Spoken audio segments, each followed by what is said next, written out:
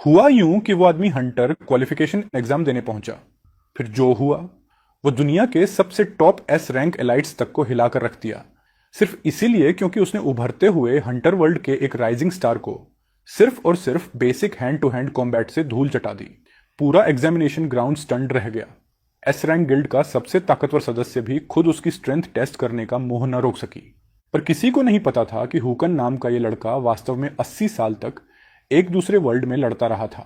वहां वो था, अनडिफीटेड स्पीयर गॉड। उसने उस दुनिया के डीमन किंग को अपनी ही हथेलियों से खत्म किया था।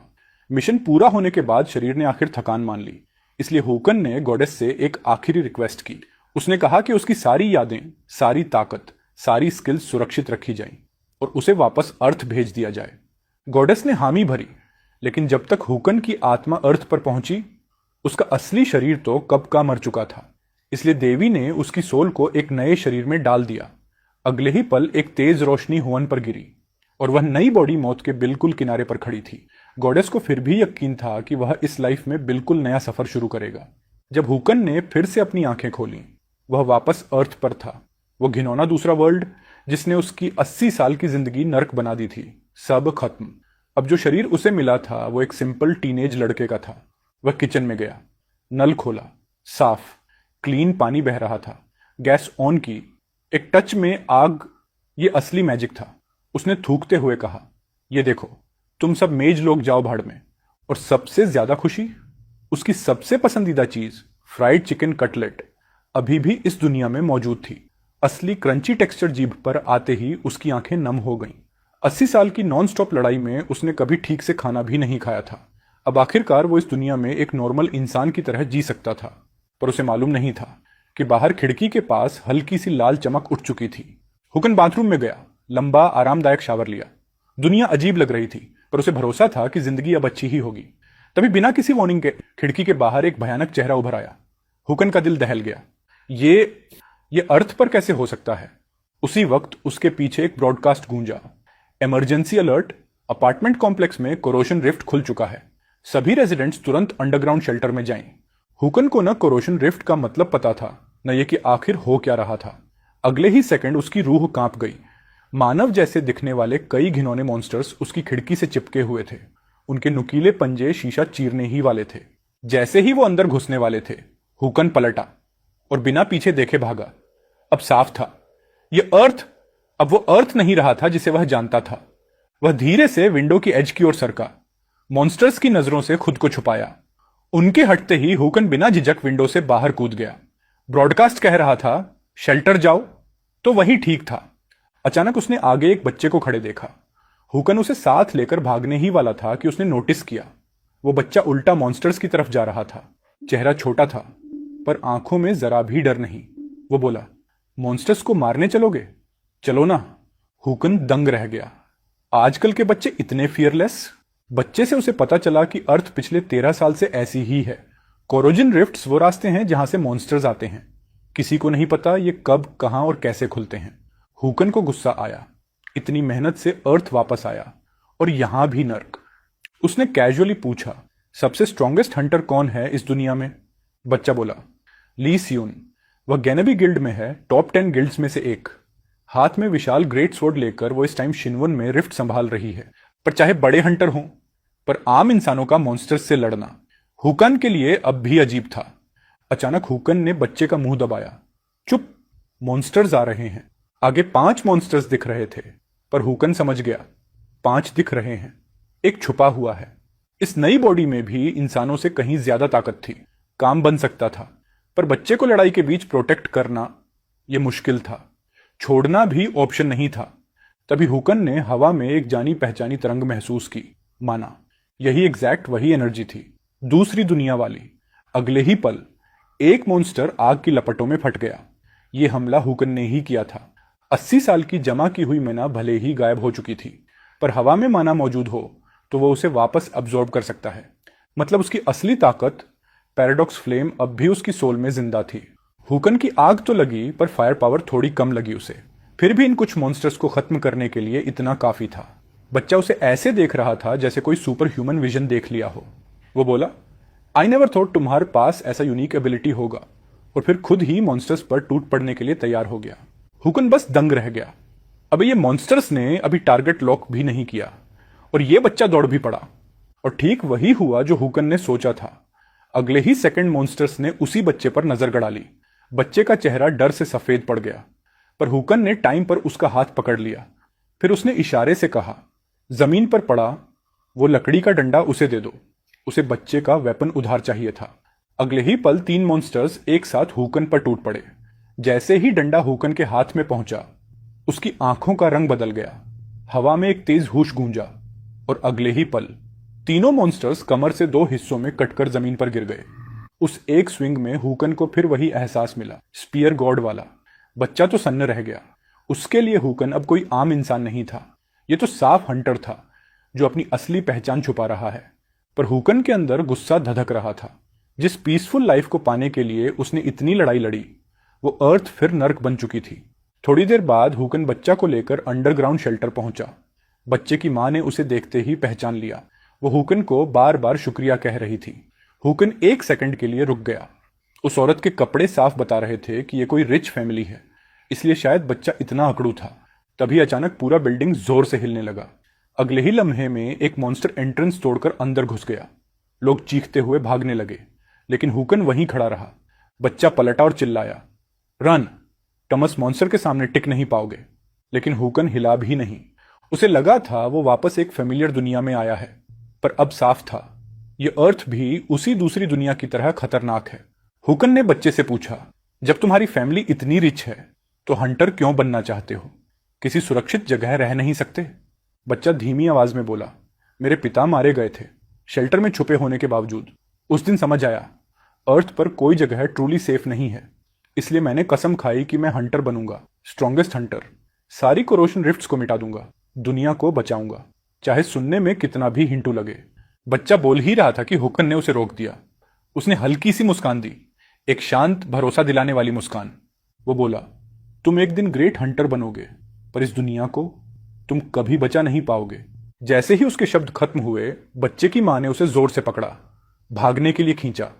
उसी पल पीछे से एक जोरदार धमाका गूंजा। जब बच्चा पलटा, उसकी आंखें फैल गईं। वो बड़ा मॉन्स्टर जिससे सब डर रहे थे, जमीन पर पड़ा था, मरा हुआ, और उसे एक ही हाथ से हुकन ने खत्म किया था। हुकन के ये कहने का कारण कि तुम दुनिया को नहीं बचा पाओगे सिंपल था। वो काम उसका था और उसके पास उस काम का बहुत ज्यादा एक्सपीरियंस था। मॉन्स्टर को खत्म करने के बाद हुकन घर लौटा, दुनिया की बेसिक जानकारी जुटाने। उसे पता चला कि अकाउंट में सिर्फ 3000 वन बचे हैं। इस बॉडी का असली मालिक एक लॉजिस्टिक्स कंपनी में काम करता था, जो कोरोजन रिफ्ट्स की वजह से दिवालिया हो चुकी थी। अब वो बेरोजगार था। हुकन सोच ही रहा था कि पैसे कैसे कमाए जाए। तभी उसके फोन में हंटर रिक्रूटमेंट का नोटिफिकेशन दिखा। अगला दिन हंटर एसोसिएशन की बिल्डिंग। आज ग्रैंड सिलेक्शन सेरेमोनी थी। दुनिया भर के स्काउट्स आए थे, नए प्रॉमिसिंग हंटर्स को अपनी गिल्ड में खींचने। एक स्काउट बोर हो चुका था। ये बैच कोई खास टैलेंट नहीं, सब साइड कैरेक्टर्स हैं। लेकिन उसी इवेंट पर दुनिया की टॉप 10 हंटर्स में से एक ली सुन खुद आई थी। सबकी आंखें उसके ऊपर टिकी थी। कोई जिसे लोग टीवी पर देखते थे, वो आज सामने थी।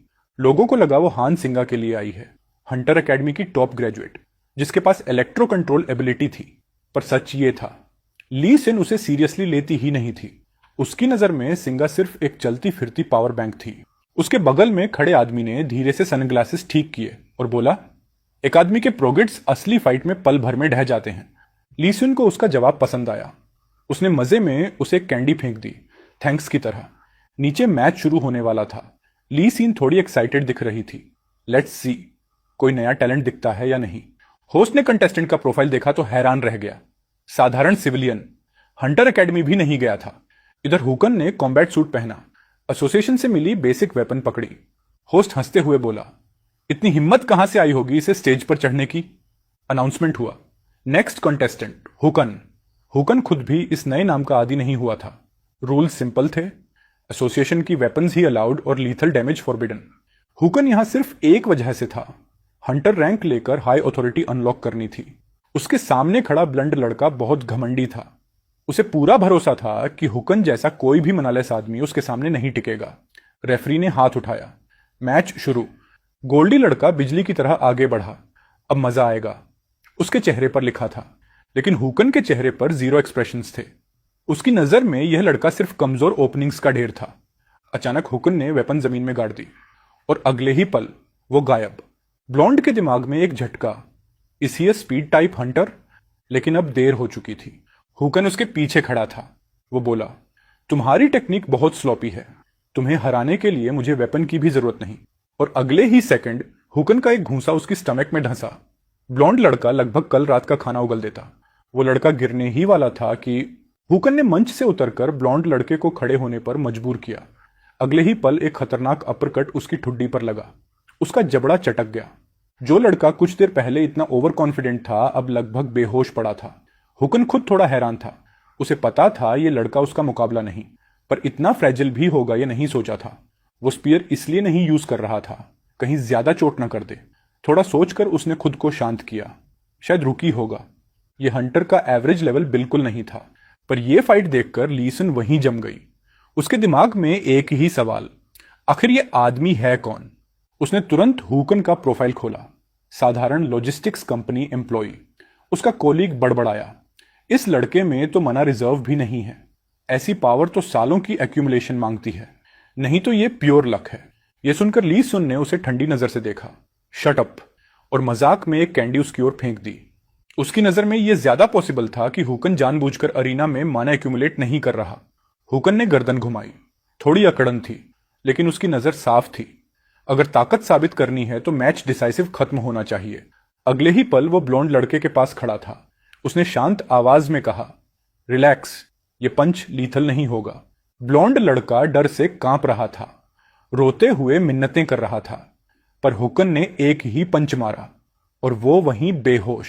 स्टैंड में बैठे स्काउट्स में धमाकेदार चर्चा शुरू हो गई। लोग हुकन की ताकत एनालाइज कर रहे थे और वहीं ली स्यून ने फैसला कर लिया वो खुद इस आदमी को टेस्ट करेगी। उसके साथी ने पूछा, कहां जा रही हो? वो बोली, प्रेसिडेंट से मिलने, एक फेवर चाहिए।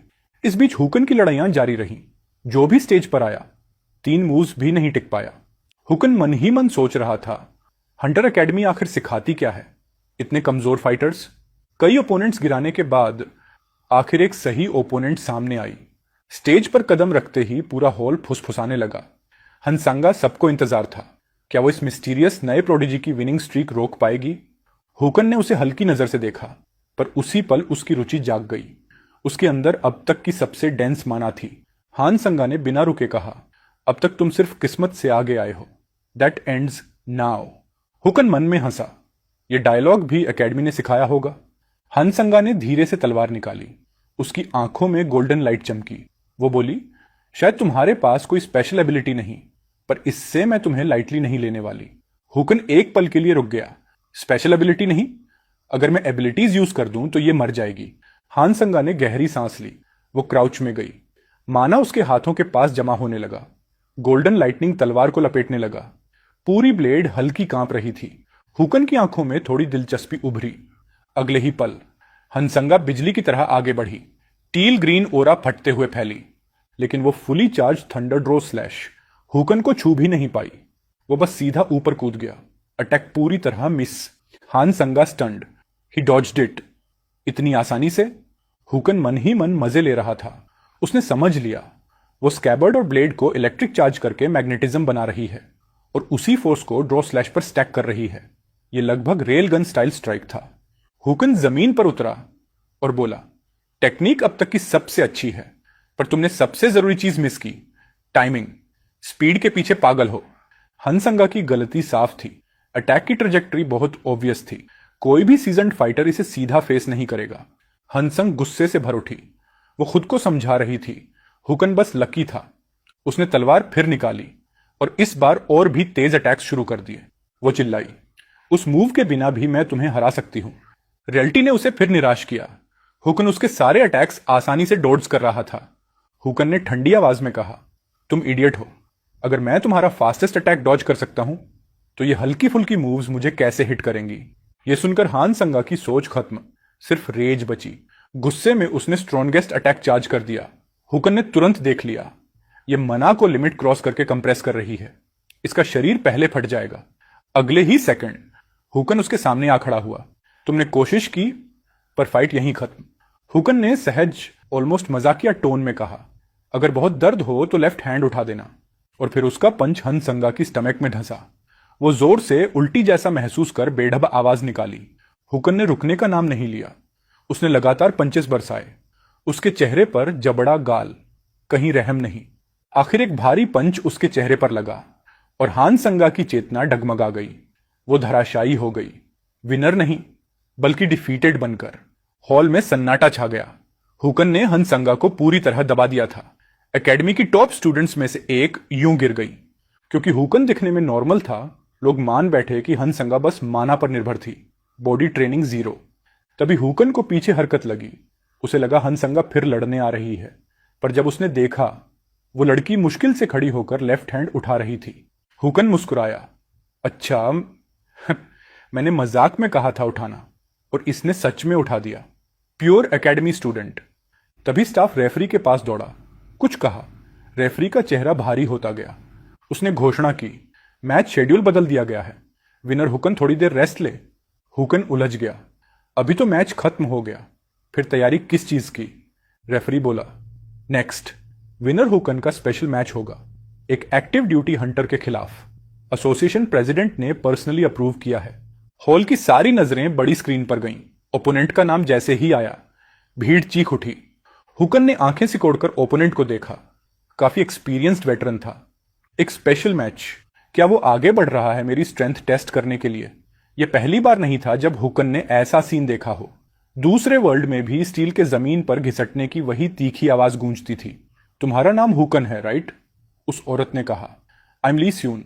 देखती हूं तुम अब और कौन सी हिडन एबिलिटीज छुपा रहे हो। उसकी नजरें शांत थीं, लेकिन उनके अंदर दबाव ऐसा था जैसे सामने पहाड़ खड़ा हो। यह स्टेज तुम्हारे लिए बहुत छोटा है। क्या तुम मेरे साथ एक प्रॉपर मैच में दिलचस्पी रखोगे? अगर ज्यादा लगे तो रिफ्यूज कर देना। I understand. जैसे ही हुकन ने उसे पहचान लिया, उसके होंठों पर कड़वी मुस्कान आ गई। वो वही ली सुन थी, अर्थ की टॉप 10 हंटर्स में से एक। और उससे भी बढ़कर उसकी कामनेस और ओरा बिल्कुल नकली नहीं थे। वह सच में एक प्रोफेशनल शिकारी थी, जिसने न जाने कितने ब्लड सोक्ड बैटल्स झेले थे। उसके सामने खड़े होकर स्पीयर चलाना भी आसान नहीं था। और फिर भी किसी अजीब वजह से हुकन के चेहरे पर हल्की सी मुस्कान खींच गई। अगर तुम मेरी स्ट्रेंथ टेस्ट करना चाहती हो तो आओ। रेफरी हल्का सा घबरा गया। आराम नहीं करोगे? ली सुन ने हुकन की आंखों में चमक देख ली और मुस्कुराई। लगता है तुम भी मेरी ही तरह हो। हुकन ने भी हल्की मुस्कान लौटाई। तो फिर देख लेते हैं, इस दुनिया की स्ट्रॉन्गेस्ट मेरी एक्नॉलेजमेंट के लायक भी है या नहीं। अगले ही पल दोनों एक साथ हरकत में आए। अरीना में आग भड़क उठी। उनकी भिड़ंत ने पूरे दर्शकों को स्तब्ध कर दिया। रेफरी पसीने में भीग चुका था। उसे समझ ही नहीं आ रहा था कि वो देख क्या रहा है। ली सुन का हर अटैक अविश्वसनीय था। उसके जैसे धुआंधार पावर को फीमेल बॉडी में देखना ऑलमोस्ट अनरियल था। हुकन ने स्पीयर घुमाकर एक वार को तोड़ा और अपनी पूरी ताकत झोंककर उसे पीछे धकेला। लेकिन ली सिन शांत रही। वो अब भी उसे टेस्ट कर रही थी, अपनी असली पावर दिखा ही नहीं रही थी। धीरे धीरे हुकन की स्पीड कम पड़ने लगी। उसका शरीर अब उन इंस्टिंक्ट्स का साथ नहीं दे पा रहा था जो उसने सैकड़ों जान लेने वाली लड़ाइयों में सीखे थे। उधर ली सुन की एक्साइटमेंट बढ़ती जा रही थी। काफी टाइम बाद उसे कोई ऐसा मिला था जो वर्थ फाइटिंग लगे। आखिरकार उसने आगे बढ़कर कहा, कमाल किया तुमने। मैंने सोचा था तुम 5 मिनट भी सरवाइव नहीं करोगे, और तुम पूरे 30 मिनट खड़े रहे। बात पूरी भी नहीं हुई थी कि वो उसकी तरफ झपट्टी। अब तुम थक चुके हो, इसे यहीं खत्म करते हैं। हुकन ने स्पीयर कसकर पकड़ा। उसके शरीर में स्टोर्ड मना कुछ भी नहीं बचा था। हवा में भी मना बेहद कम था। उसने धीमी सांस छोड़ी, खुद को शांत किया। ये मूव वो इस्तेमाल नहीं करना चाहता था, लेकिन अब मजबूरी थी। जब ली सुन का अगला वार आने ही वाला था, हुकन ने अपनी आंखें उसकी हल्की सी भी ओपनिंग पर टिका दी और तुरंत पैराडॉक्स फ्लेम फोड़ दी। ब्लैक फायर का ब्लास्ट उठा। ली सीन की आंखों में एक पल को शौक चमका, मगर पीछे हटने के बजाय उसने सीधे ब्लेड से उसे चीर दिया। हुकन ने बिना समय गंवाए दूरी बना ली। ली सुन मुस्कुराई, संतुष्ट होकर। वो आखिरी बार तुम्हें डोज कर पाना इम्पॉसिबल था, फिर भी तुम बच गए। और ये जो तुम्हारे चारों तरफ काला ओरा है, ये क्या है? अभी तुमने इसी से मुझ पर वार किया, राइट? हुकन शांत स्वर में बोला, ये पैराडॉक्स फ्लेम है, मेरा फाइनल ट्रम्प कार्ड। दूसरे वर्ल्ड में यही मेरी मोस्ट ट्रस्टेड एबिलिटी थी। ये फ्लेम आग की तरह फिजिकल चीजें नहीं जलाती, ये एब्स्ट्रैक्ट कॉन्सेप्ट्स को बर्न करती है। मेरे कपड़े इसलिए सेफ हैं। हाई लेवल कॉन्सेप्ट्स जैसे आइडेंटिटी, मेमोरी या रीजन अभी इग्नाइट नहीं कर सकता। बॉडी कमजोर है। अगले ही पल हुकान आगे बढ़ा। उसका स्पीयर पागलों की तरह घूम रहा था। अभी सिर्फ एक ही कॉन्सेप्ट को जला सकता हूं, मेरी अपनी फटीग। ली सुन की आंखें चौड़ी हो गईं। तुम्हारी स्पीड पहले से भी तेज? क्या तुम मुझसे लड़ते वक्त भी पावर छुपा रहे थे? हुकन ने जवाब नहीं दिया, बस गायब सा हुआ और एक झटके में उसके सामने आ गया। स्टील फिर भड़भड़ाई। तुमने इतनी जल्दी रिकवरी कैसे कर ली? यह पॉसिबल कैसे है? यह कहते ही लिसीन अचानक एक तेज हूश के साथ गायब हुई और पलक झपकते ही उसके सामने वापस प्रकट हुई। उनके वेपन्स फिर टकराए, कई तेज मेटालिक खनक के साथ। लेकिन अब ली सुन को महसूस हुआ कुछ तो बहुत ज्यादा गड़बड़ है। हवा में माना की डेंसिटी बार बार ऊपर नीचे हो रही थी, जबकि अरीना की फॉर्मेशंस जरा भी नहीं बदली थी। इसका सिर्फ एक ही मतलब था, यह सब हुकन की पैराडॉक्स फ्लेम की वजह से हो रहा था। जिस तरह नॉर्मल आग मैटर को जलाकर एनर्जी छोड़ती है, उसी तरह पैराडॉक्स फ्लेम एब्स्ट्रैक्ट कॉन्सेप्ट्स को जलाकर माना बनाती है। हुकन पहले माना खर्च कर फ्लेम जलाता और फ्लेम उसके बदले उसकी फटीग को जलाकर और माना बनाती रहती। दोनों चीजें मिलकर एक सेल्फ सस्टेनिंग लूप बन गया था। थकान जलती गई, वो माना बनता गया और वही माना पैराडॉक्स फ्लेम को फिर इग्नाइट करता गया। सीधे शब्दों में हुकन एंड्योरेंस कॉम्बैट का मॉन्स्टर था।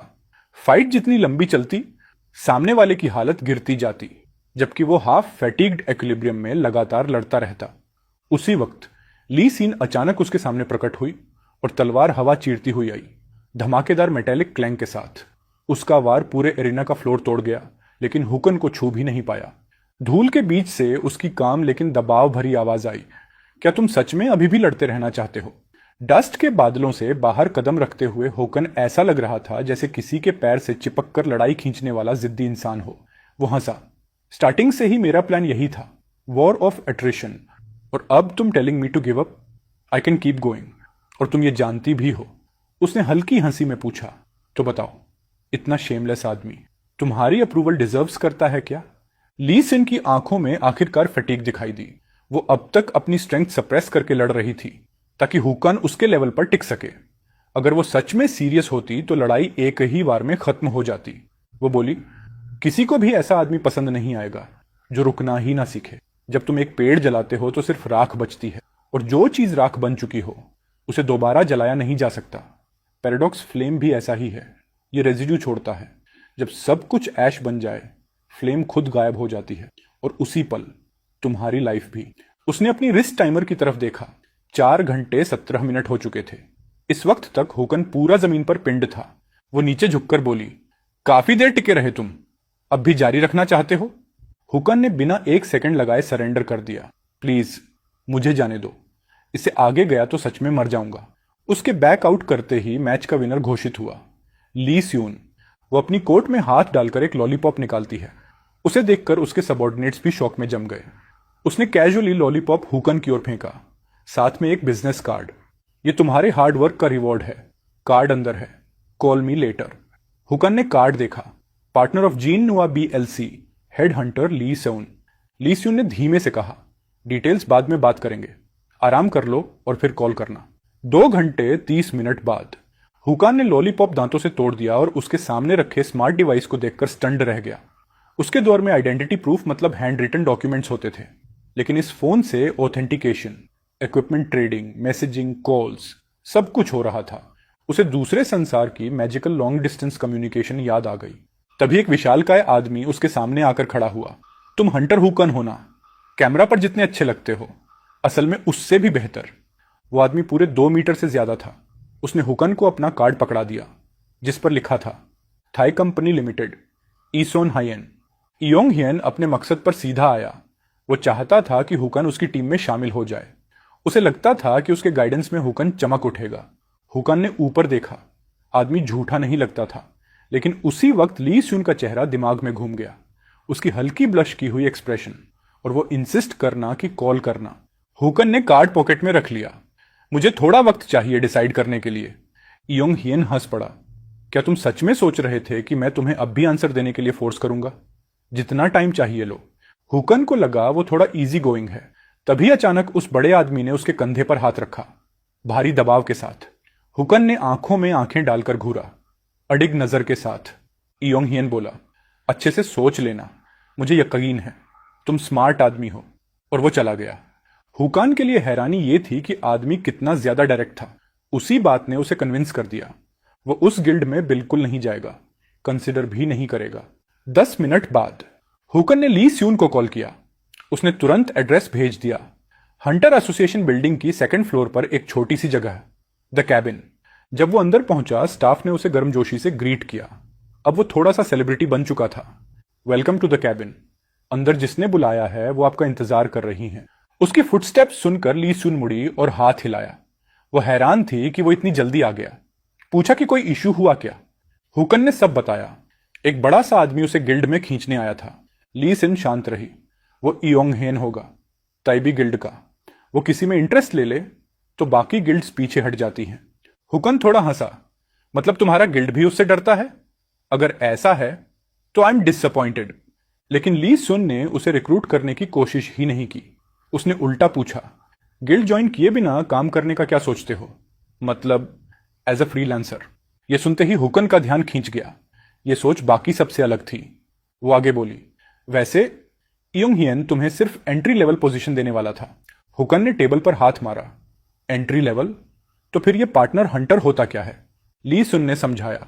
गिल्ड्स में 3 रैंक्स होती हैं, एंट्री लेवल, सीनियर और पार्टनर हंटर।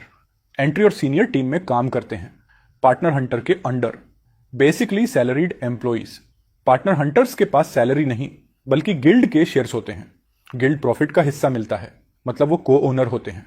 पूरा सिस्टम एक लॉ फर्म जैसा था। ली स्यून ने सुना था कि जब हंटर गिल्ड्स पहली बार बनी थी तो उनका पूरा स्ट्रक्चर असल में लीगल फर्म से इंस्पायर्ड था।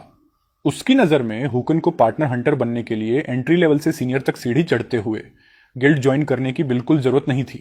हुकन समझ गया कि वो क्या कहना चाहती थी। अगर उसने अपनी रेपुटेशन इतनी स्ट्रांग बना ली कि लोग उसे इग्नोर ही ना कर सकें तो गिल्ड्स खुद उसके पीछे भागेंगी। ये रियलाइजेशन सुनकर ली सुन के चेहरे पर जेन्युइन खुशी आ गई। उसे हुकन से बात करते समय एक भी दीवार महसूस नहीं हुई। हां, एक चीज उसे कंफ्यूज कर रही थी, ली स्यून की वियर्ड आदत। बैठने से लेकर अब तक वो उसे 2 कैंडीज दे चुकी थी। सिचुएशन प्रैक्टिकल थी। हुकन के पास न कनेक्शंस थे न रिसोर्सेज। वो अच्छे कमीशंस लेगा कैसे? शुरुआत ही अपहिल लग रही थी, लेकिन ली सुन ने हाथ झटका। ये कोई इशू नहीं है, मैं हेल्प कर दूंगी, और फ्री में। यही बात हुकन को शकी लगी। दुनिया में फ्री लंच जैसा कुछ होता नहीं। तो उसने साफ पूछा, तुम मेरे लिए इतना सब क्यों कर रही हो? ली सुन ने फाइल फोल्डर में हाथ डाला। फ्यूचर में जब तुम्हारी फेम इतनी बढ़ जाए कि गिल्ड्स तुम्हें रिक्रूट करने के लिए लड़ रही हो, बस इतना याद रखना कि एक औरत थी जिसने तुम्हारी मदद की थी। मतलब साफ था, वो चाहती थी कि हुकन उस पर एक फेवर का कर्ज रखे। उसने फोल्डर उसकी तरफ स्लाइड किया। देखना चाहोगे? मानना है या नहीं, पूरी तरह तुम्हारी मर्जी। हुकन ने फोल्डर खोला और पढ़ना शुरू किया। कमीशन इंचन सिटी से आया था। Target ग्यदोंग island. 2 साल पहले वहां एक कोरोजन रिफ्ट को खत्म करने की कोशिश हुई थी, लेकिन अटेम्प्ट फेल हो गया। अब पूरा इलाका कॉर्पोरेटेड जोन बन चुका था। हुकन को लगा काम रिफ्ट को बंद करने का होगा, पर मिशन कुछ और था। आइलैंड पर पेट्रोल करना, नई रिफ्ट्स डिटेक्ट करना और खुलते ही खत्म करना। मिशन 1 महीने बाद तय था। एडवांस पेमेंट 5 मिलियन सक्सेस के बाद 15 मिलियन और। हुकन ने फाइल टेबल पर फेंक दी। लाइफ थ्रेटनिंग जॉब के हिसाब से पेमेंट बहुत लो था, लेकिन ली स्यून की आंखों में एक्साइटमेंट थी। अगर अनफेयर लगता है तो स्ट्रांग बनो और फेमस बनो। जब जेब भरी हो, पैसा खुद तुम्हारे पीछे आता है। अब उसे सिर्फ हुकन का जवाब चाहिए था, यस और नो। हुकन धीरे बोला, अगर बात ऐसे रखी है, I enjoy pushing my limits. 30 minute बाद 2 कारें हाईवे पर तेजी से दौड़ रही थीं। उसी समय ली स्यून फोन पर किसी मिस्टीरियस आदमी से बात कर रही थी। उसने हुकन का एक लाइन में इंट्रो दिया। यह वो सिविलियन है जिसने बेयर हैंडेड टूर्नामेंट क्लियर किया, जहां वेपन्स मैंडेटोरी थे। उधर से बस एक ड्राई कॉम्प्लीमेंट आया, नॉट बैड। ली स्यून हंस पड़ी। Not bad, your way of. उसने मुझसे 4 घंटे तक सीधी लड़ाई की है। फोन पर आदमी स्टंट पड़ गया। सीरियसली? लेकिन वो तो तुम्हारी सप्रेशन पावर थी ना? ली स्यून ने ठंडी हंसी छोड़ी। मैं 10 साल की बैटल एक्सपीरियंस वाले वेटरन हंटर हूं। ऐसा एक्सपीरियंस जो नरक जैसे हालातों में सरवाइव करके मिला है। मुझे उसे खिलौने की तरह उड़ा देना चाहिए था, लेकिन मैं 4 घंटे तक उसे जेन्युइनली फंसी रही। उसके मन में पागल सा ख्याल आया, शायद दोबारा जन्म लेकर भी उसे हुकन जैसा मॉन्स्टर फिर कभी ना मिले। थोड़ा रुककर उधर की आवाज आई, जो भी तुम कहो, पर उस मिशन के लिए फील्ड एक्सपीरियंस वाले लोग चाहिए। स्किल स्ट्रांग हो सकती है, पर क्या वो वेटरन टीम में टिका रहेगा? ली स्यून बोली, चिंता मत करो, मैंने उसके साथ एक एक्सपीरियंस्ड आदमी पहले ही फिट कर दिया है। फिर दूसरी तरफ से सवाल आया, अगर वो लड़का एक दिन तुम्हारे लेवल पर पहुंच गया तो? ली सियोन ने ठंडी मुस्कान के साथ कहा, अनकंफर्टेबल होगा तो भुगतो, और सच सुन लो, अगर वो मेरे लेवल पर पहुंचा तो बॉस भी शायद उसे हरा ना पाए। Scene shift. 1 महीना पहले। उस वक्त हुकन ने ऑनलाइन कुछ ऑर्डर किया था। डिलीवरी बॉय पैकेज उठाते हुए बड़बड़ा रहा था, यह चीज इतनी भारी क्यों है? आखिर ऑर्डर क्या किया है? डिलीवरी छोड़कर वो जल्दी निकल गया। हॉलवे खाली हुआ तो हुकान ने दरवाजा खोला और पैकेज उठा लिया। कुछ देर बाद उसके टेबल पर लंबा काला केस रखा था, उसका नया वेपन। दोनों हाथों से लैच खोला, शार्प क्लिक के साथ। अंदर देखते ही उसकी आंखें हल्की सी फैल गईं। डिजाइन इतना परफेक्ट था कि देखकर ही समझ आ गया, यह स्पीयर उसकी हर एक्सपेक्टेशन पर फिट बैठता है। कॉम्बैट में कोई दिक्कत नहीं होगी। साथ में एक छोटी ग्रीन वायल भी आई, स्पिरिट पोशन, इमरजेंसी में इस्तेमाल होने वाली अल्ट्रा कॉन्सेंट्रेटेड माना वाली चीज, जैसे माना version of adrenaline shot. Normal hunters माना ऐसे इस्तेमाल करते हैं जैसे पानी की मशीन, हवा से माना लेते हैं, शरीर में स्टोर करते हैं, फिर जरूरत पर निकालते हैं। स्पिरिट पोशन बस पूरी प्रक्रिया इंस्टेंट कर देती है। लेकिन हुकान की मेथड बिल्कुल अलग थी। वो स्टोरेज फेज स्किप करता था, हवा से माना डायरेक्टली अब्सॉर्ब करके उसी पल इस्तेमाल कर लेता था।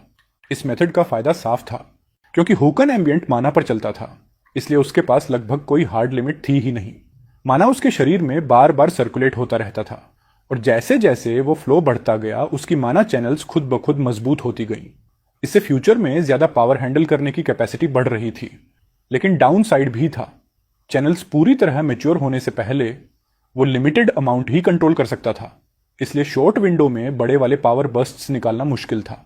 वेट करने का टाइम उसके पास था नहीं, सो सबसे सेफ ऑप्शन यही था कि थोड़ा माना पहले से स्टोर कर ले। पूरा वायल एक बार में पी लेना ही सही मूव था।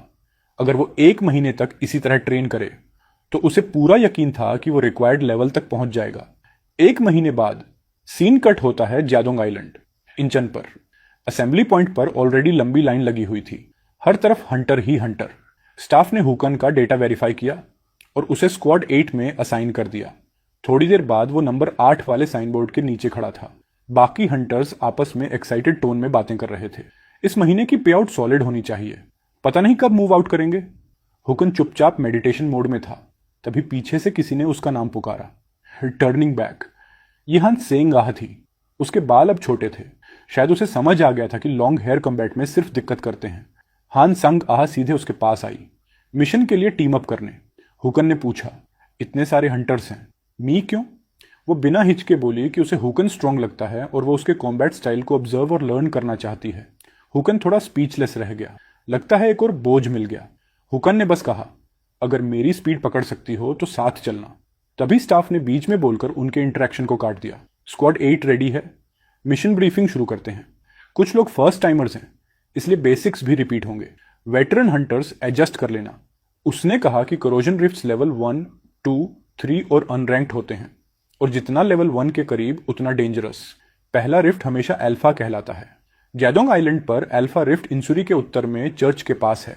अनरैंक्ड, अनप्रिडिक्टेबल और अवॉइड करने लायक। स्क्वाड 8 की असाइनमेंट थी विंग नियर रीजन में पेट्रोल करना, नए कोरोशन रिफ्ट्स को डिटेक्ट करना और अगर दिखें तो तुरंत एलिमिनेट करना। टीम में से किसी ने जोर से चिल्लाकर कहा, रूकी को रिफ्ट क्लियरिंग पे भेज रहे हो, मजाक है क्या? स्टाफ ने इग्नोर किया और उन्हें सीधे ऑपरेशन जोन की तरफ ले गया। लोगों के बीच से हुकन ने सुना कि एरिया बहुत डेंजरस है और दूर से ही बोन चिलिंग एनर्जी महसूस होती है। उसे ये सब थोड़ा ओवर एक्टिंग लग रही थी।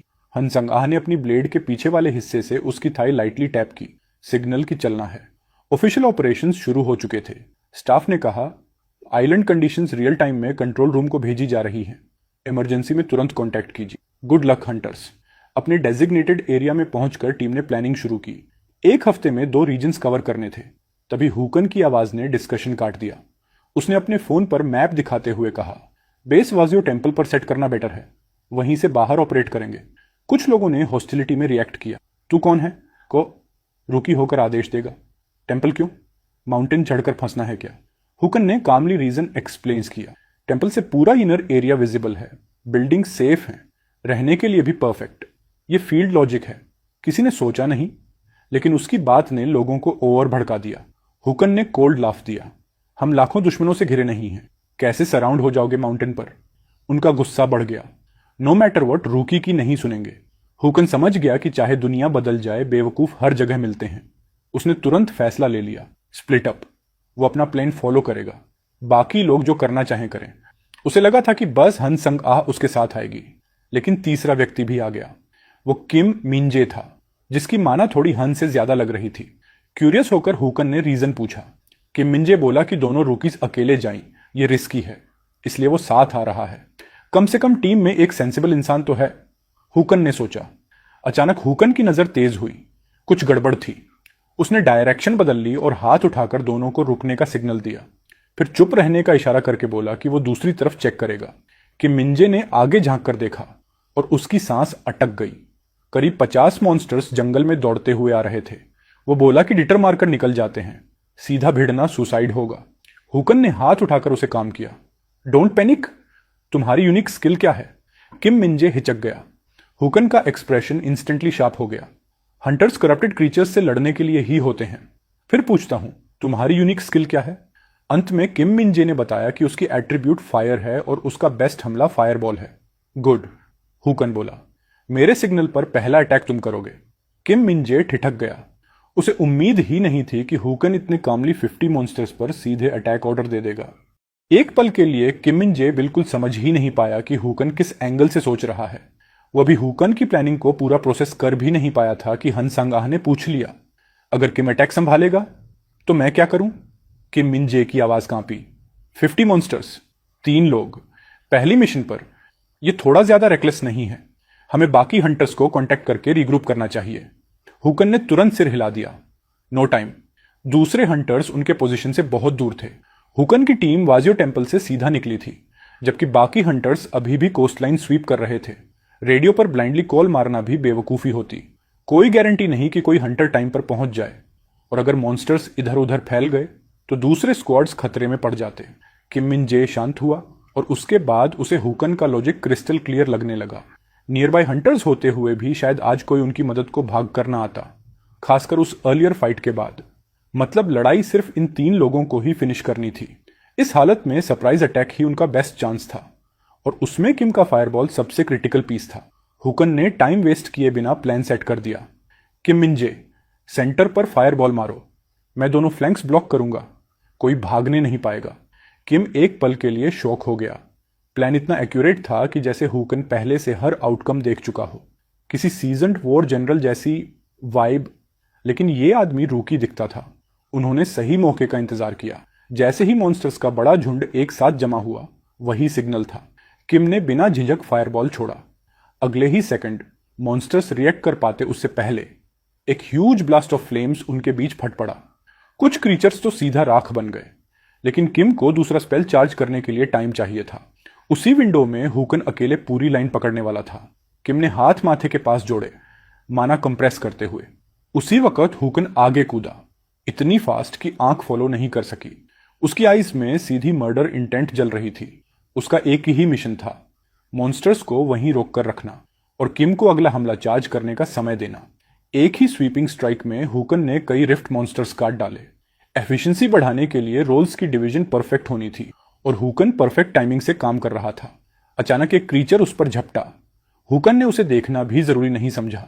सीधे वाइड आर्क में स्पीयर घुमाया और एक ही मोशन में कई मॉन्स्टर्स गिरा दिए। वो किसी भी कीमत पर किम मिंजे के पास कोई क्रीचर पहुंचने नहीं देगा, लेकिन अकेले लाइन पकड़ना हमेशा नहीं चलेगा। उसे हन संग आह की जरूरत थी। हुकन बोला, अब तुम्हारी बारी। अगले ही सेकंड एक मेटेलिक ड्रॉ स्लैश की तेज आवाज गूंजी। हनसंग आह ने एक ही बार में 3 गॉब्लिन्स को तोड़ दिया। गहरी सांस लेते हुए बोली, डन। अब सारी उम्मीद किम मिंजे पर थी। उसी पल बड़ी मात्रा में ब्लेजिंग एनर्जी उठी। किम का दूसरा फायरबॉल तैयार था। हुकन ने हाथ उठाकर रोका, वेट, मैं हट जाऊं पहले, वरना तुम मुझे ही पका दोगी। जैसे ही हुकन क्लियर हुआ, किम मिंजे ने फायरबॉल दाग दिया। वो ब्लेजिंग मैस ऐसे निकला जैसे कोई रनअवे बीस्ट, और सीधा मॉन्स्टर्स के झुंड में घुसा। एक्सप्लोसिव ब्लास्ट चारों तरफ गूंज उठा। हुकन इंपैक्ट से पहले ही ऊपर छलांग लगा चुका था। ब्लास्ट की केओस में 2 मॉन्स्टर्स भागने की कोशिश कर रहे थे, लेकिन हुकन उन्हें जाने देने वाला नहीं था। कुछ ही पलों में वो भी गिर चुके थे। फॉरेस्ट की स्मोक धीरे धीरे क्लियर हुई। हुकन ने स्पीयर जमीन में रोका। एम्बुश पूरी तरह सक्सेसफुल था, लेकिन तीनों की हालत साफ बता रही थी कि लड़ाई आसान नहीं थी। हुकन उनके टीम वर्क की प्रशंसा ही करने वाला था। कि अचानक उसे पीछे कुछ अजीब लगा। मुड़कर देखा, किम मिंजे ने हैंडगन सीधी उसके सिर पर तान रखी थी, फेस टेंस और आईज फोकस्ड। एक पल लगा कि वो उसे ही मारने वाला है, लेकिन फिर किम मुस्कुराया। मूव करोगे? तुम मेरी टारगेट लाइन ब्लॉक कर रहे हो। हुकन लिटरली स्पीचलेस रह गया। उसे लगा था कि यह बंदा उसे ही उड़ा देगा। अगले ही सेकंड किम ने 2 गोलियां चलाईं और पीछे छिपे मॉन्स्टर को गिरा दिया। मॉन्स्टर्स के बॉडीज में माइक्रोचिप्स इंप्लांट किए जा रहे थे। मिशन कंप्लीट होने के बाद सैल्वेज डीलर्स आते जो कोर्प्सेस से यूजेबल बाय प्रोडक्ट्स निकालते। चिप्स लगने के बाद बॉडीज उन्हीं के हवाले हो जाती। वो मटेरियल्स एक्सट्रैक्ट करते, बेचते, कमीशन लेते और बाकी पैसा फॉलन हंटर्स के फैमिलीज को जाता। हुकन ने पूछा कि क्या उन सैल्वेज डीलर्स पर भरोसा किया जा सकता है। कि मिंजे ने कहा कि अगर सही डीलर चुना जाए और पहले से कॉन्ट्रैक्ट हो तो बिल्कुल सेफ है। लेकिन जैसे ही वे बात कर रहे थे, पेड़ों के बीच एक मॉन्स्टर छिपा उन्हें घूर रहा था। अगले ही पल उसने जोरदार हमला कर दिया। स्टोन फ्रैगमेंट्स चारों तरफ बिखर गए। हुकन बिना एक सेकंड डिले किए किम मिंजे को पकड़कर इंपैक्ट जोन से बाहर उछाल ले गया। अगर वो एक पल भी लेट होता, दोनों बुरी तरह घायल हो जाते। सेफ डिस्टेंस पर पहुंचते ही हुकन ने किम को एक तरफ फेंका और क्रीचर की तरफ मुड़ा। किम की फ्रस्ट्रेशन बढ़ गई। अभी पूरी ग्रुप की काटाई की थी और एक नया मॉन्स्टर निकल आया। वो मॉन्स्टर अजीब सी शरीर में घुस जाने वाली हंसी हंसा। उसके मुंह में कई कतारों में टेढ़े मेढ़े घिनौने दांत चमक रहे थे। हुकन का चेहरा सख्त हो गया। ये साफ था, ये पहले वाले मॉन्स्टर्स का लीडर था। क्रीचर ने इतना तेज कड़कड़ाता हुआ रोर किया कि जंगल गूंज उठा। किसी को नहीं पता था कि वो बैकअप बुला रहा था या वार्निंग दे रहा था। हुकन ने तिरछे दांत भींचे। अगर लड़ना था तो पहले ही अपने अंडरलिंग्स के साथ आ जाता। अब अकेले 3 को चैलेंज कर रहा है। सुइसाइड है ये। बैट लीडर और जोर से हंसा। उसकी बॉडी में माना उफान मार रहा था। साफ था कि यह बाकी छोटे मॉन्स्टर्स से अलग लीग में था। हुकन ने तुरंत चिल्लाकर कहा, स्टे बैक, इंटरफियर मत करना, इसे मैं अकेले संभालूंगा। मॉन्स्टर की स्पीड और पावर दोनों इंसेन थी। अगर वो करीब आ गया तो कोई नहीं बच पाएगा। हन और किम वहीं जम गए, क्योंकि ऐसे मॉन्स्टर को 3 लोगों की जरूरत पड़ती है। हुकन गरजा, एक बार बोल रहा हूं, पीछे हट जाओ। मुझे मजबूर मत करना दोबारा बोलने के लिए, वरना घर लौटते वक्त सिर अलग मिलेंगे। उनके बदन में सिहरन दौड़ गई। ये बोलने का तरीका डर पैदा कर देने वाला था। हुकन ने स्पीयर घुमाया और फिर भी आदेश दिया, गो, अभी हटो, सोलो फाइट करूंगा, तभी फुल पावर निकाल पाऊंगा। फिर वो दहाड़ा, come on then, you damn bat leader. अगले ही पल हुकन और बैट लीडर की टक्कर जंगल में गूंज उठी। हन मदद करने बढ़ी, लेकिन किम ने उसे रोका। नॉट नाउ, हम सिर्फ उसे स्लो करेंगे। और सच में हुकन एक बार भी दबता नहीं दिखा। बैट लीडर की एक भी अटैक उसके बॉडी को छू तक नहीं पाई, सिर्फ उसके कपड़ों के किनारे तक नहीं पहुंची। हन ने गौर किया कि हुकन की स्पीड और परसेप्शन अनबिलीवेबल था। वो खुद भी इतने अटैक्स डॉज नहीं कर सकती थी। हुकन ने कमर घुमाते हुए एक और इनकमिंग स्ट्राइक को हवा में मिस करवा दिया, साथ ही काउंटर भी मारा। जहां उसका स्पीयर गुजरता, काली आग की लपटें उठती। जैसे जैसे काली फ्लेम्स बढ़ती जा रही थीं, बैट लीडर धीमा पड़ता जा रहा था। बाहर से लड़ाई खतरनाक लग रही थी, लेकिन सच में हुकन उसे खिलौने की तरह खेल रहा था। हान का दिमाग सुन्न हो गया। क्या हुकन सच में रूकी हंटर था, या किसी बैटल हार्डन्ड वेटरन की तरह ट्रेंड? उसी समय बैट लीडर ने उछलक कर एक बड़ा अटैक किया। हुकन हल्की हंसी हंसा, परफेक्ट, देखता हूं तुम वर्थ हो भी या नहीं कि मैं ऑल आउट जाऊं। हुकन अचानक जमीन पर पीछे की तरफ स्लाइड हुआ, डिस्टेंस बनाते हुए। फिर उसने स्पीयर को सीधा हवा में फेंक दिया। हन सन्न रह गई। ऐसे टाइम पर अपना वेपन ऊपर फेंक दिया। क्या सोच रहा है ये आदमी? ऊपर से स्पीयर गिरना शुरू हुआ। बैट लीडर हुकन की तरफ फुल चार्ज में बढ़ रहा था। किम भी शॉक में था। सबसे खतरे के मोमेंट पर वेपन फेंक दिया। मॉन्स्टर डिस्टेंस क्लोज कर चुका था, लेकिन हुकन शांत खड़ा था, एकदम एक्सप्रेशनलेस। अगले ही सेकंड, धड़क, बैट लीडर का सिर जमीन पर गिरा, हुकन के सामने। ऊपर से गिरते स्पीयर ने उसके गले को सीधा आर पार छेद दिया था। सिर कटने के बाद भी क्रीचर तड़प रहा था। उसकी वाइटलिटी डरावनी थी, लेकिन लड़ाई खत्म हो चुकी थी। हुकन ने समय बर्बाद नहीं किया। स्पीयर निकालकर कई बार उसके सिर में घोंप दिया ताकि वो दोबारा न उठ सके। किम स्तब्ध खड़ा था। अभी एक मोमेंट पहले लगा था हुकन मरने वाला है, और अगले ही पल मॉन्स्टर मर चुका था। हुकन ने कामली पूछा, ये सच में नॉर्मल है ऐसे मॉन्स्टर का यहां मिलना? किम भी उलझ गया। ये क्रीचर करप्शन कोर यूनिट भी नहीं था। अगर ये जगह एक करप्शन जोन थी तो इसे मिनिमम लेवल 3 होना चाहिए था। करप्शन यूनिट्स की 4 लेवल्स होती हैं, और ब्रीफिंग में कहा गया था कि ब्रिज ईस्ट आइलैंड का अल्फा कोरोजन रिफ्ट अनरेटेड है। मतलब सिर्फ एक एक्सप्लेनेशन बचती थी, अल्फा कोरोजन रिफ्ट लेवल 3 तक एस्केलेट हो चुका है। इसकी खबर तुरंत भेजनी जरूरी थी। हन थोड़ा हिचकी, लेकिन हुकान ने कहा, सोचकर देखो, नहीं तो ये सब समझ में नहीं आएगा। किम का चेहरा काला पड़ गया। अनरेटेड और लेवल 3 के बीच का फर्क बहुत बड़ा था। मतलब आइलैंड पर ज्यादातर हंटर्स शायद जिंदा वापस न जाएं। किम ने कहा, हमें पहले बाकी हंटर्स को रेस्क्यू करना चाहिए। तुम्हारी स्ट्रेंथ से शायद लेवल 3 संभल जाए। हुकन ने तुरंत मना कर दिया, मैं पूरे आइलैंड में हर हंटर को ढूंढकर बचा नहीं सकता, मेरी भी लिमिट है। उसने बहुत साफ टोन में कहा, हमारा मिशन रेस्क्यू नहीं है, हमारा काम है कोरोजन रिफ्ट्स को खोजना और खत्म करना। इस काम में कैजुअलिटीज अनअवॉइडेबल हैं। हन ने पूछा, अगर तुम डेंजर में होते तो तुम्हें नहीं लगता कि तुम्हें बचाए जाने की उम्मीद होती? क्या तुम इनजस्टिस, एंगर और डेस्परेशन फील नहीं करते? हुकन का चेहरा पूरी तरह अंधेरा हो गया। तुम उन्हें बचाना चाहती हो, मरे हुए लोगों की मेंटेलिटी से। वो इमोशंस को इंसल्ट नहीं कर रहा था, वो आउटकम की बात कर रहा था। अगर बचाने जाना है जाओ, मैं रोकूंगा नहीं, लेकिन मुझे मत मजबूर करना कि मैं भी वही करूं। हुकन की आवाज ठंडी थी। ये नाइव सेवियर वाली थिंकिंग छोड़ दो। कुछ डेथ्स ऐसी होती हैं जिन्हें रोका नहीं जा सकता। अगर मेरे सामने एंड आया तो मैं उसे स्वीकार करूंगा, मरने की रिजॉल्व के साथ। लेकिन अगर हम कुछ लोगों को बचाने में टाइम वेस्ट कर दें और कोरोजन रिफ्ट बड़े पैमाने पर फैल जाए तो असली गुनाह वही होगा। ऐसी हालत में सबसे डेंजरस चीज होती है हेसिटेशन। उन तीनों ने समझ लिया था कि अगर वे ऐसे ही इमोशनल माइंडसेट के साथ मिशन करते रहे तो इस दुनिया में ज्यादा दिन नहीं बचेंगे। रात होते ही टीम ने एक छोड़े हुए टूटा फूटा घर ढूंढा और उसे अपना टेम्पोररी शेल्टर बना लिया। घर पूरा खाली था, अंदर कहीं भी ऐसा नहीं लग रहा था कि कोई करप्टेड क्रीचर यहां छिपा हो। किम मिंज ने एरिया अच्छे से चेक किया, बस डाइम लाइट्स के अलावा कुछ सस्पिशियस नहीं मिला। उन लाइट्स की वजह से वे बाकी हंटर्स की अप्रोक्सीमेट लोकेशन ट्रैक कर पा रहे थे, मगर हुकन की नजरों में ये लाइट्स एक खतरा थी, क्योंकि इससे उनकी खुद की लोकेशन भी एक्सपोज हो रही थी। अगर छोटे मोटे एनिमीज हों तो चल सकता था, पर अगर बैट लीडर जैसा कुछ आ गया तो सीधा बवाल। हुकन ने अपना फोन निकाला और बाकी हंटर्स को वार्निंग भेजी, ये स्क्वाड 8 है। रिसेंट इनकाउंटर्स के आधार पर अल्फा कोरोजन रिफ्ट शायद लेवल 3 तक एस्केलेट हो चुका है। लाइट्स को बिना सोचे मत जलाओ, इससे हाई रिस्क टारगेट्स अट्रैक्ट हो सकते हैं। कोरोजन रिफ्ट का कोर नष्ट होते ही उस पर डिपेंड सारे क्रीचर्स गायब हो जाते हैं। बिना एनर्जी सोर्स पूरा करप्टेड जोन खुद ब खुद कोलैप्स हो जाता है।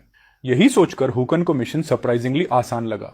उतना मुश्किल नहीं जितना बाकी हंटर्स ने बताया था, बस टाइम सही होना चाहिए, फिर वो कोर को खुद फिनिश कर देगा। थोड़ी देर बाद रात पूरी तरह सेटल हो गई। हानसंग ए सो चुकी थी, किम मिंज भी नींद में डूब चुका था। हुका ने दोनों के पास एक छोटा सा अलार्म डिवाइस रख दिया ताकि कोई मॉन्स्टर पास आए तो डिवाइस तुरंत अलर्ट कर दे। अब वो बेझिझक अकेला निकल सकता था। जंगल में उतरते ही वह तेजी से आगे बढ़ने लगा। अल्फा रिफ्ट की लोकेशन वो पहले ही ब्रीफिंग में कंफर्म कर चुका था। उसे लगा कि यह नाइट ऑपरेशन स्मूथ रहेगा, लेकिन तभी उसे कुछ गड़बड़ महसूस हुई। जंगल के भीतर से किसी भारी चीज की मूवमेंट आ रही थी। वह तुरंत रुक गया, नजरें सामने टिक गईं, और तभी वो आया, एक बेहद भयानक, असहज कर देने वाला लाफ, पेड़ों के बीच गूंजता हुआ। हुकन का चेहरा सख्त हो गया। मैं जानता था सब कुछ ज्यादा स्मूथ लग रहा था। उसने बिना सोचे अपने फ्लेम्स एक्टिवेट किए, पर जैसे ही उसने सामने देखा, ये वो मॉन्स्टर नहीं था जिसकी उसे उम्मीद थी। उसके सामने खड़ा क्रीचर बिल्कुल ही अनजान था। उसका विशाल ऊंचा शरीर बैट लीडर से कई गुना बड़ा। उसी समय हंटर एसोसिएशन HQ में हड़कंप मच गया। स्क्वाड 5 के कई मेंबर्स का सिग्नल गायब, यानी शायद डेड। बाकी स्क्वाड से भी कैजुअलिटी रिपोर्ट्स लगातार आ रहे थे। डैम इट, आखिर उस एरिया में हो क्या रहा है? हेड ऑफिसर कम्युनिकेशन सेंटर की तरफ दौड़ा, रीइंफोर्समेंट्स मांगे और सारे हंटर्स को हाई प्रायोरिटी डिस्ट्रेस कॉल भेजा। और तभी एक और अलर्ट आया, कोई अल्फा कोरोजन रिफ्ट के कोर की तरफ तेजी से बढ़ रहा है। लीडर ने तुरंत कांटेक्ट करने का आदेश दिया, उसे रोक दो, आगे बहुत खतरा है। हंटर का नाम स्क्रीन पर आया और HQ पूरी तरह फ्रीज हो गया। हुकन स्क्वाड 8, मतलब वो पहला हंटर था जिसने कोरोजन कोर को लोकेट कर लिया था। HQ ने तुरंत उसका लाइव फीड खोला। स्क्रीन पर दिखा हुकन जान बचाकर भाग रहा था और पीछे एक मॉन्स्ट्रस क्रीचर उसे पागलों की तरह चेस कर रहा था।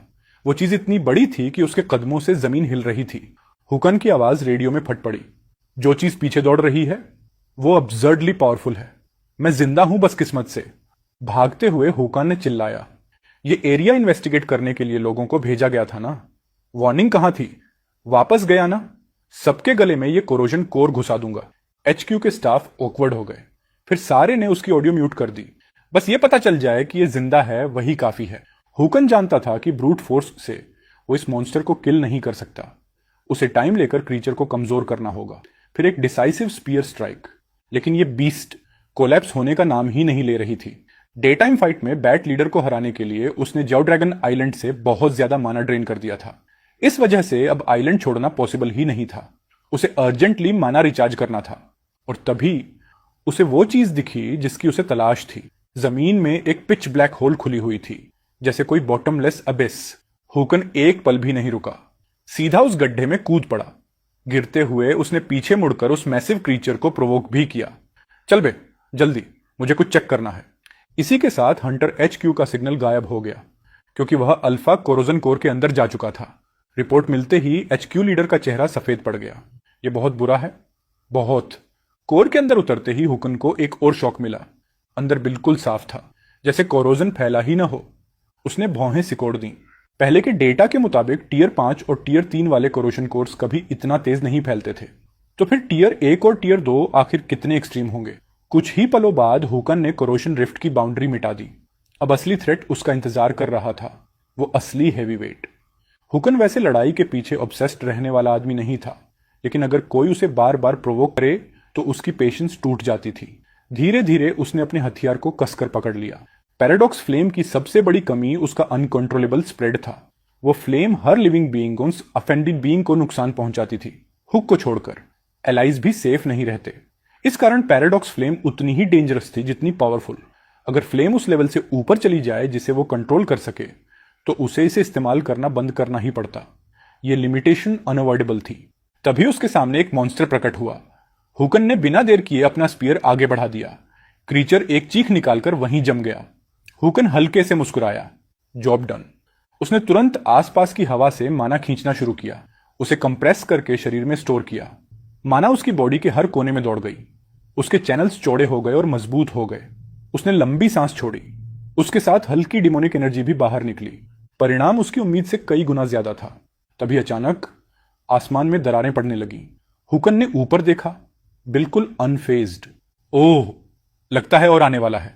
कुछ ही देर में पहले वाले जैसे कई मॉन्स्टर्स रिफ्ट से बाहर निकले, लेकिन अब उनके लिए बहुत देर हो चुकी थी। हुकन की बॉडी रिफाइनमेंट पूरी हो चुकी थी। ये लेवल के दुश्मन अब उसके लिए थ्रेट नहीं थे। 3 मॉन्स्टर्स सीधा उसकी तरफ दौड़े। हुकन ने स्पीयर को हल्का सा झटका दिया और हंसा। इतने ब्रेनलेस? अभी भी लगता है नंबर्स कुछ कर लेंगे? अगले ही पल उसके शरीर से फटी मना ने उन तीनों को चीरकर बिखेर दिया। एक भी उसके करीब नहीं आ पाया। हुकन अब पहले से कई गुना स्ट्रॉन्गर था, लेकिन अपनी दूसरी दुनिया की असली ताकत की तुलना में यह अभी भी सिर्फ 1% था। तभी उसके पीछे एक शैडो प्रकट हुई, स्नीक अटैक करते हुए। उसके शरीर में एक ठंडी लहर दौड़ गई। ये इतना पास कब आ गया? अटैक शुरू होते ही उसने एक झटके में खुद को पीछे खींच लिया। क्रीचर का शरीर ह्यूमनॉइड था, लेकिन सिर चूहे जैसा। उसका कोरोजन कोर बिल्कुल अलग स्तर का था। डर की जगह हुकन इंट्रीग्ड महसूस कर रहा था। देखते हैं ये कितने चेन स्ट्राइक्स झेल सकता है। अगले ही सेकंड हुकन तेजी से आगे बढ़ा। उसका स्पीयर भारी ताकत के साथ घूम रहा था। उसने एक वार किया। रैट हेडेड क्रीचर ने उसे सीधा रोक लिया और उसे मॉक भी किया। Too slow. उसे पता नहीं था कि हुकन ने फुल स्पीड का इस्तेमाल ही नहीं किया था। फिर भी उसका हथियार क्रैक हो गया। हुकन ने उसकी आंखों में देखते हुए शांत आवाज में कहा, twin moon spear, first strike, pierce. अगले ही पल क्रीचर उसके माना ब्लास्ट से पीछे उछल गया। हुकन ने तुरंत एडवांटेज लिया और क्रीचर को दबाना शुरू कर दिया, इससे पहले कि वो समझ ही पाता कि हुआ क्या। ट्विन मून स्पीयर उसकी खास टेक्निक थी। हर अटैक एक ब्लू ट्रेजेक्टरी छोड़ती थी, जो पहले वार को बिल्कुल उसी एंगल से 4 बार दोहराती थी। अगर हुकन सिर्फ ट्रेजेक्टरी को फॉलो करके मारता तो वो बेसिक टेक्निक होती, 4 कंफर्म हिट्स। लेकिन उसका असली हमला उन स्ट्राइक्स से अलग था। उसके ब्लू ट्रेजेक्टरीज खुद हमला कर सकते थे, जैसे ट्विन डेमनिक बूमरैंग्स, जिन्हें डोड करना लगभग इम्पॉसिबल था। इस तरह के डिलेड कॉम्बो के खिलाफ रैट हेडेड क्रीचर के पास कोई ट्रम्प कार्ड नहीं था। जल्द ही क्रीचर फिर से चोट खा गया। जैसे ही उसने एक ओपनिंग छोड़ी, हुकन उसे खत्म कर सकता था। अब सब खत्म करने का समय आ गया था। अगले ही सेकंड हुकन ने रिलेंटलेस बराज छोड़ दिया। हर बार 4 बार गूंजता, क्रीचर का शरीर कोलैप्स की कगार पर पहुंच गया। थोड़ी देर में उसका सिर भी आधा हो चुका था, लेकिन क्रीचर अभी भी नहीं मान रहा था कि यह अंत है। हुकन एक और हमला करने ही वाला था कि तभी उसके हाथ में अचानक एक बॉक्स प्रकट हुआ। उसने उसे धीरे धीरे खोला और अंदर क्या था यह देखते ही हुकन पूरी तरह फ्रीज हो गया। उधर हंटर हेडक्वार्टर्स में हालत पागलपन जैसी हो चुकी थी। ब्रिज ईस्ट आइलैंड के सेंटर से कोरोजन रिफ्ट्स पूरे एरिया में फैल रहे थे। कई स्क्वाड्स के सिग्नल्स गिर चुके थे। लीडर के पास अब कोई जवाब नहीं था। हालात उसके कंट्रोल से बहुत आगे निकल चुके थे। क्या यह वाकई अंत है? उसकी आंखों में डिस्पेयर भर चुका था। तभी एक सबऑर्डिनेट चिल्लाते हुए अंदर आया। सर, आपको यह देखना होगा। अभी अभी अल्फा कोर रीजन के अंदर से एक हंटर का मैसेज आया है। लीडर ने तुरंत मेन स्क्रीन पर स्विच किया। हर चैनल एक ही मैसेज दिखा रहा था, हुकन का। मैसेज में लिखा था कि कोरोजन कोर का सिग्नल पूरी तरह वैनिश हो चुका है, एरेडिकेट, और हंटर्स को दिख रहे सारे कोरोजन एंटिटीज गायब हो चुके हैं।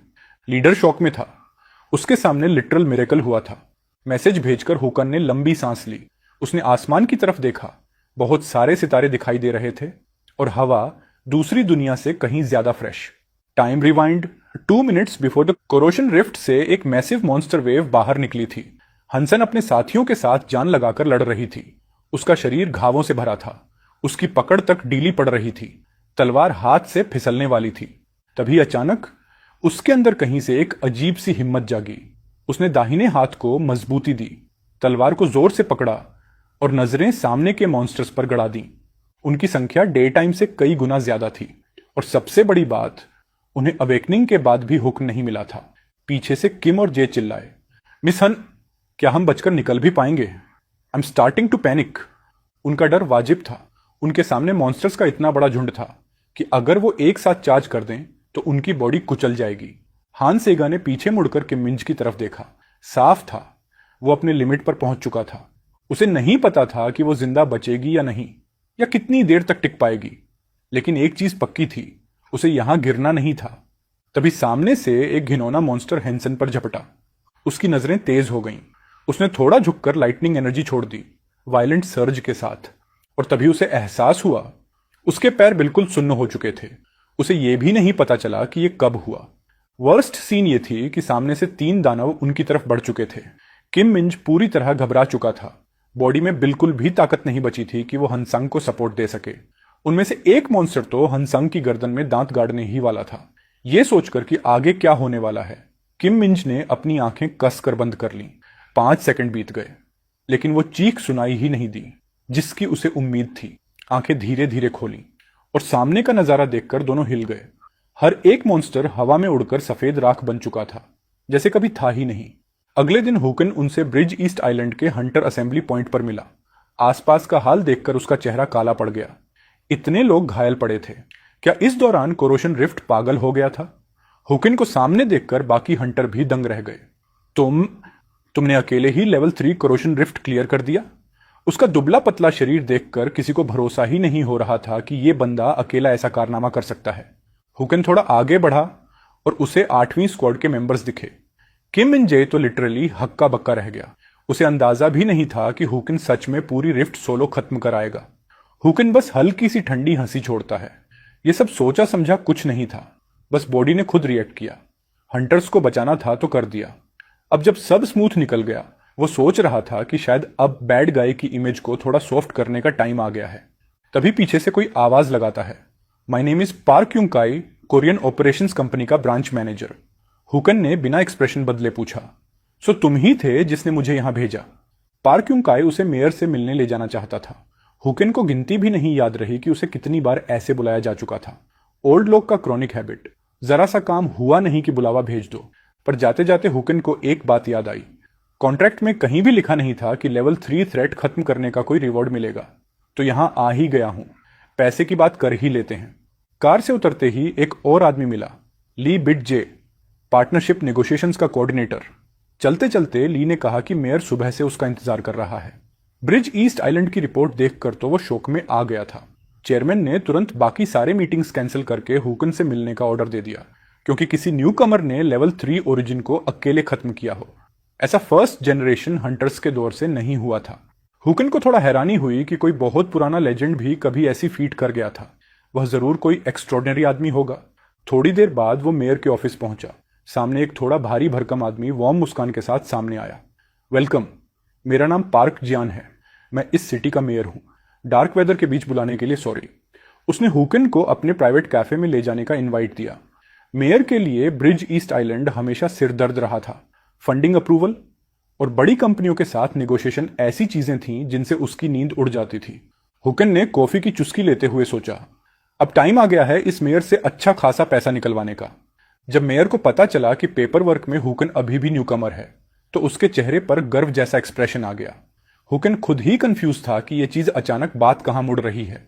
मेयर ने बताया कि इंचान एच कंट्री का कोर रीजन है, world class airport, massive logistics, international investors, हर तरफ पैसा और अपॉर्चुनिटी ही अपॉर्चुनिटी। मेयर की बातों से ऐसा लग रहा था कि जैसे किसी ने हुकन की पूरी राह पहले से ही स्मूथली तैयार कर दी है। हुकन ने बीच में रोककर पूछा, सो इतना बड़ा सपोर्ट दे रहे हो, बदले में क्या चाहते हो? इलेक्शन जीतने में मदद, अप्रूवल रेटिंग बढ़ाना? मेयर ने हल्की खांसी ली और एक फोर्स्ड सी मुस्कान लाई। तुम काफी वेल इन्फॉर्म्ड हो, आजकल स्मार्टफोन सब दिखा देते हैं। हुकन ने ऑनलाइन चेक किया था कि मेयर की टर्म अगले साल खत्म हो रही है और हालात ऐसे हैं कि उसका पुण्य, चुनाव होना ऑलमोस्ट इम्पॉसिबल है। चेयरमैन की कनपटी पर पसीना चमकने लगा। यू आर वेरी ब्लंट, उसने कहा। मेयर ने बताया कि ऑफिशियल एंट्री के लिए हंटर को सिटी सरकार की अप्रूवल चाहिए होती है। मेयर अगर चाहे तो खुद को इस तरह पेश कर सकता है कि जैसे उसने एक जीनियस हंटर खोजा है। इससे उसे पब्लिक में एक नया नैरेटिव मिल जाता। वो हुकन को दिखाता है कि एक कॉफी ब्रांड का एंडोर्समेंट खत्म होने वाला है। हुकन की फोटो पैकेजिंग पर छप सकती है। उसके पास ऐसे कई और भी ऑफर्स हैं। हुकन ने उसे यहीं रोक दिया। उसकी आवाज काम थी, लेकिन उसमें स्टील था। मैं तुम्हें काफी सस्ता लगता हूं, है ना? मेयर का चेहरा एकदम पत्थर हो गया। हुकन ने कहा कि दुनिया डेस्परेटली एक नई उम्मीद ढूंढ रही थी, एक नया फेस। तुम कहते हो तुम मुझे सब दे सकते हो, पर ये सब चीजें मैं वैसे भी अपने दम पर ले लूंगा। फिर ये डील मेरे लिए फेयर कैसे हुई? मेयर ने उसको easy high paying commissions offer किए। हुकन को यह सब बेहद बोरिंग लगा। वो हाथ हिलाकर उठ खड़ा हुआ। कॉफी ब्रांड वाले मॉडल को मेरी तरफ से बढ़िया। मेरी वजह से उसका कॉन्ट्रैक्ट बच गया। उसी समय शहर के दूसरी तरफ एक पुल के नीचे दो आदमी अंधेरे में खड़े थे। एक ने धीमी आवाज में कहा, bridge east island experiment failed हो गया लगता है। घुटनों पर बैठे आदमी ने माफी मांगी, लेकिन कहा कि एक गुड न्यूज भी है। स्टैंडिंग आदमी तुरंत अटेंटिव हो गया। गुड न्यूज थी हंटर क्वालिफिकेशन एग्जाम की फुटेज, जिसमें साफ दिख रहा था कि हुकन ने पैराडॉक्स फ्लेम यूज की थी। वो वीडियो देखकर स्टैंडिंग आदमी धीरे धीरे मुस्कुराया। हर महीने की पहली तारीख को पूरा देश बस एक ही अनाउंसमेंट का इंतजार करता है। इस बार सितंबर 2025 हंटर रैंकिंग्स रिलीज होते ही लोग पागलों की तरह अपने फोन चेक करने लगते हैं। खुद युनसुंग भी उत्साहित होकर अपनी मां को नई रैंकिंग दिखाता है। आमतौर पर ये रैंकिंग्स जनता के लिए बस एक टाइम पास होती हैं, क्योंकि ज्यादा बदलाव नहीं होते। लेकिन इस बार सब कुछ अलग है। हॉस्पिटल के कमरे में बैठे किम मिंज और उसका साथी आखिरकार वो रैंकिंग अपने सामने स्क्रीन पर चमकती हुई देखते हैं। वहीं हंटर एसोसिएशन के प्रेसिडेंट मून जंग टी को ऑफिशियली सितंबर वर्ल्ड हंटर रैंकिंग्स प्रेजेंट की जाती है। दूसरी तरफ एक खूनी लड़ाई के बाद ली यून हल्का सा स्मर्क करता है, सोचते हुए कहीं वो लड़का इस बार लिस्ट में आया तो नहीं। अब एक पब्लिक फिगर बन चुका यूचन सीक अपने फोन पर चमकदार प्रेजेंटेशन देखकर हंस देता है, क्योंकि उसे पता है असल मायने सिर्फ टॉप 10 के नाम रखते हैं। लिस्ट में 10th जगह पर लीसा यून मजबूती से टिकी हुई दिखती है, जबकि उसके सबऑर्डिनेट्स बर्फीले वीराने में कैंप सेट कर रहे हैं। 5th पोजीशन पर है खतरनाक किम चाह्योन, जो अपनी गोल्डन फैन ब्लेड से खेलती है। 3rd रैंक पर है पायरोकिनेटिक चोई योइम, जो अपनी ही आग की लपटों में लिपटा हुआ खड़ा है। और 2nd पोजीशन पर है मस्कुलर पावर हाउस जेंटेशियो, जिसकी पर्पल ओनरा पूरे कमरे को हिला देती है। प्रोटैगनिस्ट ये देखने ही वाला था कि 1st पोजीशन किसने ली, तभी एक ऑफिशियल मुस्कुराते हुए कहता है, congratulations, you are the one at the top. और फिर खुश होकर बताता है कि उसकी लंबी वेट खत्म हो गई है, अब वो प्रेस कॉन्फ्रेंस के लिए जा सकता है। उसके नाम को 25 नई एंट्री हंटर्स की लिस्ट में रेड कलर में हाईलाइट किया गया है, जो उसके रिकॉर्ड ब्रेकिंग डेब्यू का सबूत है। आमतौर पर एक वेटरन का ग्रेड 3 रिफ्ट सोलो क्लियर करना नॉर्मल माना जाता है, लेकिन किसी नई एंट्री के लिए ऑलमोस्ट इम्पॉसिबल। इसलिए चांद सैयो जैसे ही बाहर आता है, मीडिया उस पर टूट पड़ती है। हर कोई उसके बैकग्राउंड और उसकी अविश्वसनीय अचीवमेंट के बारे में पूछ रहा होता है। खुद को एक चाइल्ड प्रोडिजी की तरह शोकेस होते देखकर वो Q&A छोटा करता है और कहता है कि बस एक आखिरी सवाल लेगा। एक रिपोर्टर उससे उसके माइंडसेट और भविष्य के लिए रेजोल्यूशन पूछता है। वो बिना मीठी बातें किए जवाब देता है, ऐसे खाली डायलॉग्स जैसे I will do my best भूल जाओ, मैं बस अपने रिजल्ट से ही अपनी वैल्यू साबित करूंगा। कुछ देर बाद चोनियो खुद को एक हेलीकॉप्टर में पाता है। जो गोंसिल प्रिजन के बर्बाद खंडहरों के ऊपर उड़ रहा है। प्रेसिडेंट गंभीर आवाज में बताता है कि रिफ्ट्स आने के बाद ज्यादातर मुल्क अपनी गवर्निंग पावर खो चुके थे। वो गर्व से कहता है कि साउथ कोरिया सिर्फ बचा ही नहीं बल्कि फला फूला, और ये साइलेंट हेलीकॉप्टर उसी प्रगति का सबूत है। जब हमारा लड़का पूछता है क्या उन देशों का यही हाल हुआ जो संभल नहीं पाए, तो प्रेसिडेंट सिर हिलाकर कहता है कि दुनिया की कई राजधानियां अब मिट चुकी हैं। वो उसे नीचे झांककर उस तबाही को करीब से देखने को कहता है। नीचे वही जगह थी, दुनिया के 8 सबसे खतरनाक कोरोजन रिफ्ट्स में से एक। गोंसिल प्रिजन रिफ्ट 13 साल पहले बिना किसी चेतावनी के शहर के बीचों बीच फट पड़ा था। जो लोग पहली वेव से बचे थे वो एक नए बने कोरोजन जोन में फंस गए और कुछ ही दिनों में पूरा शहर मानो नक्शे से मिट गया। प्रेसिडेंट बताता है कि ऊपर से दुनिया स्टेबल दिखती है, लेकिन असल में हर देश की सेंट्रल पावर बहुत कमजोर हो चुकी है। इतिहास का यह लेक्चर सुनकर चांसुयो को सीधे मुद्दे पर आ जाता है कि उसे यहां लाया क्यों गया। प्रेसिडेंट बताता है कि टिबेक गिल्ड के युनस्योंग योन ने उससे मुलाकात की थी क्योंकि हमारा बंदा उनके ऑफर को ठुकरा चुका था। उसे वो विशाल डरावना आदमी याद आता है जिसने उसे जबरदस्ती रिक्रूट करने की कोशिश की थी। उसे झटका लगता है जब पता चलता है कि सियोन ने प्रेसिडेंट से उसकी लोकेशन तक पूछ ली थी। प्रेसिडेंट आश्वासन देता है कि उसने कोई जानकारी नहीं दी, लेकिन चेतावनी भी देता है कि टाइबेक गिल्ड की सर्वाइवल ऑफ द फिटेस्ट सोच का मतलब है कि वो उसे जबरन झुकाने की कोशिश कर सकते हैं। हमारा लड़का मानता है कि इस समय ब्रूट स्ट्रेंथ में वो शायद उसका मुकाबला न कर पाए। प्रेसिडेंट समझ जाता है कि प्रोटैगनिस्ट किसी गिल्ड में बंधना नहीं चाहता, वो खुद के नियमों पर काम करना चाहता है। इसलिए वो सलाह देता है कि टाइबेक से बचने का सबसे अच्छा तरीका है कि वो सीधे प्रेसिडेंट से मेजर मिशंस ले और अपनी वैल्यू बढ़ाए। हमारा बंदा तुरंत पूछता है, और बदले में तुम्हें क्या चाहिए? प्रेसिडेंट चालाकी से मुस्कुराता है, बस ये याद रखना कि किसने तुम्हारी मदद की थी। उसे ये अपनी रेप्यूटेशन बनाने का गोल्डन मौका लगता है और वो मिशन फाइल ले लेता है। मिशन है एक कार्गो शिप को बुसुसन से नैनिंग सिटी तक एस्कॉर्ट करना, जहां रास्ते में कई कोरोजन जोन्स आते हैं। लेकिन मैनिफेस्ट पढ़कर वो दंग रह जाता है। रोलेक्सेस, हाई एंड पोर्सलन और एक लग्जरी सेडन को डेली नेसेसिटीज लिखा गया था। प्रेसिडेंट बस एक रहस्यमयी अंदाज में कहता है, कुछ लोगों के लिए ये सच में नेसेसिटीज हैं, और मुझे लगा तुम जैसे आदमी को इस मिशन के पॉलिटिकल इम्प्लीकेशन समझ आ जाएंगे। पूरी तरह अनइम्प्रेस्ड होकर वो सवाल उठाता है कि ऐसी लग्जरीज की जरूरत ही क्या है, खासकर ऐसे मुल्क में जिसकी सरकार आधी टूटी पड़ी है। प्रेसिडेंट समझाता है कि दुनिया चाहे गिर रही हो, लेकिन इंटरनेशनल पॉलिटिक्स और रिश्तों को मेंटेन करना बेकार नहीं होता। उसे समझ आ जाता है कि यह मिशन असल में बस एक पॉलिटिकल एरेंड है, सिस्टम की गियरिंग में तेल डालने जैसा। वो सीट बेल्ट खोलता है और फ्लैट टोन में मना कर देता है। प्रेसिडेंट हैरान होकर विरोध करता है, कहता है कि कोरियन गवर्नमेंट के लिए यह बहुत इंपॉर्टेंट है, लेकिन वो टस से मस नहीं होता। साफ कहता है कि उसके जैसी इंडिविजुअल के लिए पॉलिटिक्स के बीच में फंसना प्योर स्टुपिडिटी होगा। प्रेसिडेंट की बॉडी लैंग्वेज बदल जाती है और वो थोड़े घमंडी अंदाज में बोलता है कि ज्यादा अटेंशन इस रूकी के लिए जहर बन गई है। तभी एक शॉकिंग मूव में हमारा लड़का मिशन डॉक्यूमेंट उठाकर खुले हेलीकॉप्टर दरवाजे से बाहर फेंक देता है। प्रेसिडेंट की बोलती बंद। पीछे मुड़कर वो सिर्फ एक हल्की स्माइल के साथ कहता है, थैंक्स फॉर द राइड, और फिर डिक्लेयर करता है कि वो खुद तैरकर सोल पहुंच जाएगा। प्रेसिडेंट पूरी तरह हक्का बक्का रह जाता है। कुछ कहने से पहले ही वो हेलीकॉप्टर से बैकफ्लिप मारकर समुद्र में गिर जाता है। एक विशाल छींटा ऊपर उठता है और प्रेसिडेंट सिर्फ अविश्वास में घूरता रह जाता है। खुद से बड़बड़ाता है कि आजकल के लड़के बड़े बागी हो गए हैं। शाम को सीन शिफ्ट होता है। इंचन पोर्ट पर गोल्डन सनसेट। एक अकेला पोर्ट वर्कर कॉफी पीते हुए समुद्र देख रहा होता है जब अचानक एक पूरी तरह भीगा हुआ और थका मांदा यूचन सेओ पानी से बाहर चढ़ता है, हांफते हुए। वो चिल्लाता है कि I legit thought I was gonna die. किसने बोला था मुझे ऐसे थ्रेट करने को?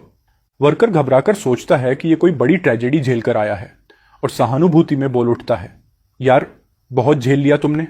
गलतफहमी से घिरे इस हमदर्दी पर हमारा लड़का बस एक अवर्ड सा थैंक्स बोल देता है। अब अकेला रहकर वो अपने असली गोल को याद करता है, खुद को मजबूत बनाना और वो मिशन चुनना जो सबसे ट्रिकी और सबसे खतरनाक हो, ताकि जल्दी से जल्दी वो हंटर वर्ल्ड में बिग शॉट बन सके। उसका टारगेट साफ है, इतना पावरफुल बनना कि कोई मेयर या प्रेसिडेंट उसका दिमाग न हिला सके। अपने फोन पर मिशन रिक्वेस्ट स्क्रॉल करते हुए उसे एक हाई स्टेक्स मिशन दिखता है, सुषमा आइलैंड पर ग्रेड 2 कोरोजन रिफ्ट के पास किडनैपिंग विक्टिम्स को बचाना। वो तुरंत एक्सेप्ट कर लेता है। शिपिंग कंटेनर पर बैठे हुए वो सनसेट देखता है, एक गहरी सांस लेता है और ड्रेंच्ड होने के बावजूद खुद को मेंटली प्रेप करता है। उसे पता है आगे का समय बहुत बिजी होने वाला है। मिशन ब्रीफिंग शुरू होती है। 3 सितंबर को जंबो श्रिम्प सीजन में कई फिशरमैन गायब हो गए थे उस दिन समुद्र कुछ ज्यादा ही खतरनाक था और पता चला कि त्सुशिमा आइलैंड पर एक रिफ्ट से निकले कोरोजन क्रीचर्स ने बोट्स पर हमला किया और क्रू को उठा ले गए। एक अकेला ट्रॉमा झेला सर्वाइवर बाद में कंफर्म करता है कि फिशरमैन अभी भी जिंदा कैद हैं। मिशन क्लियर है, त्सुशिमा आइलैंड में घुसो, होस्टेजेस को बचाओ और रिफ्ट को मिटा दो। अपने अपार्टमेंट में हमारा प्रोटैगनिस्ट फोन पर मिशन डिटेल्स देखता है। उसे 55 मिलियन का मोटा रिवॉर्ड दिखता है और वो सोचने लगता है कि क्या वो इसे अकेले हैंडल कर सकता है। वो सीरियस होकर मानता है कि ग्रेड 3 को तो उसकी पैराडॉक्स फ्लेम ने हिला दिया था, लेकिन ग्रेड 2 के लिए शायद एक काम का साथी चाहिए। लेकिन वो हंस देता है क्योंकि स्ट्रॉन्ग हंटर्स ऐसे सिविलियन रेस्क्यू मिशंस में दिलचस्पी लेते ही नहीं। तभी उसके दिमाग में एक आइडिया आता है। एक इंसान है जो शायद मजबूरी में इस मिशन में आ जाए। अब वो बोट पर है, कॉम्बैट गियर पहने हुए, आइलैंड की तरफ बढ़ते हुए। तभी हनंग ए, जिसे उसने पार्टनर के तौर पर चुना, उससे पूछती है कि सुशिमा आइलैंड पहुंचने में कितना टाइम बाकी है। वो फोन चेक करता है और कैजुअली कहता है कि करीब 1 घंटा लगेगा और उसे आराम करने का बोल देता है क्योंकि आगे लड़ाई टफ होने वाली है। लेकिन वो उससे कुछ और ही पूछ रही होती है, उसके शोल्डर आर्मर के बारे में। वो कुछ पल के लिए कंफ्यूज हो जाता है। उसके बाद वो पूरा गीक मोड में चली जाती है। उसके आर्मर को पहचानते हुए कहती है कि ये तो लिमिटेड एडिशन आयरन सैरा शोल्डर गियर है और एक्साइटेड होकर पूछती है कि उसने इसे कैसे हासिल किया। वो कूल टोन में बताता है कि ये उसे एक जंक डीलर ने गिफ्ट किया था जिससे उसका कॉन्ट्रैक्ट है। लेकिन वो बोलती है कि जिस जगह उसका कॉन्ट्रैक्ट था उन्हें तो ऐसा कुछ नहीं मिला।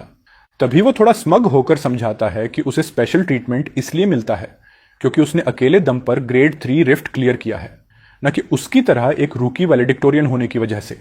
वो उसे चैलेंज करता है कि अगर उसे बुरा लगता है तो खुद स्ट्रॉन्गर बनो, खुद फेमस बनो। और उसकी आंखों की चमक बताती है कि उसने बात दिल से पकड़ ली है। फ्लैशबैक में दिखता है कि कुछ दिन पहले ये पार्टनरशिप कैसे बनी। फोन कॉल पर उसने सीधे सीधे हानुंग से पूछा था कि क्या वो उसकी टीममेट बनना चाहेगी। वो हिचकती है क्योंकि ग्रेड 3 में तो दोनों की जान जाते जाते बची थी।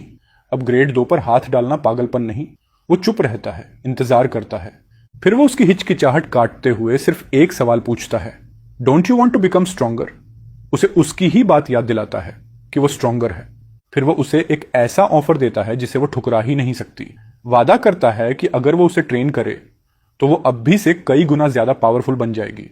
पावर की उस ललचाती हुई पॉसिबिलिटी के बीच वो कहता है, अब फैसला करो। वो याद करती है कि उसे स्ट्रॉन्ग बनने की वजह है, बहुत गहरी वजह। और आखिरकार वो बोलती है कि स्ट्रॉन्गर बनने के लिए वो हेल में भी कूद जाएगी। वापस प्रेजेंट में एक जोरदार अलार्म बोट की शांति फाड़ देता है। क्रू रिपोर्ट करता है कि आगे अनआइडेंटिफाइड ऑब्जेक्ट्स हैं और धुंध में भुतहा जहाज उभर आते हैं। वो तेजी से सिचुएशन असेस करता है। 5 जहाज। उसे सिविलियन होस्टेजेस की चिंता होती है, कैसे बिना पकड़े हुए पहुंचा जाए। वो उसकी तरफ आइडिया पूछने के लिए मुड़ता है और देखता है कि वो हवा में तैर रही है। वो फेक सरप्राइज दिखाता है लेकिन वो पूछती है, don't tell me you can't. उसकी खामोशी ही जवाब दे देती है। उसके चेहरे पर स्मग ग्रिन फैल जाती है। पहली बार उसे उस स्किल की कमी पर चिढ़ाने का मौका मिला है। वो शौक एक्ट करता है और वो हंसते हुए कहती है कि ये स्किल तो बहुत ईजी है। अब उसे उठाकर पानी की सरफेस पर दौड़ना पड़ रहा है, शिकायत करते हुए कि वो अभी पानी पर चल नहीं सकता। और उसे कहता है कि छप छप बंद करो। लेकिन जैसे ही वो जहाजों के करीब आते हैं उसका प्लेफुल मूड गायब हो जाता है। डेंजर पास है। तभी वो प्लान बनाता है। उसे आदेश देता है कि सबसे नजदीकी जहाज को संभालो। वो पूछती है क्यों, तो वो समझाता है कि उसे माना सेंस होती है और पीछे के जहाजों से ज्यादा पावर आ रही है। इसका मतलब वहां बड़े खतरे हैं। समझते हुए वो एक्शन में कूद जाती है। लेकिन जैसे ही वो डेक पर पहुंचती है वो शौक में पूछती है, ये इंसान है भी या नहीं। वो पीछे से बोलता है, आंखें खोलो, मूवमेंट्स देखो, ये ह्यूमन नहीं है। अगले ही पल वो क्रीचर अपनी असली फॉर्म दिखाता है, एक डरावना स्केलेटल मॉन्स्टर। वो रैलिंग पर लैंड करती है, फाइट के लिए तैयार। लेकिन वो तुरंत उसकी लैंडिंग क्रिटिक कर देता है। कहता है कि ऐसे उतरकर घुटने उड़ जाएंगे। फिर उसे डांटता है कि इतना शोर करेगी तो दुश्मन खुद तुम्हारे पास आ जाएंगे।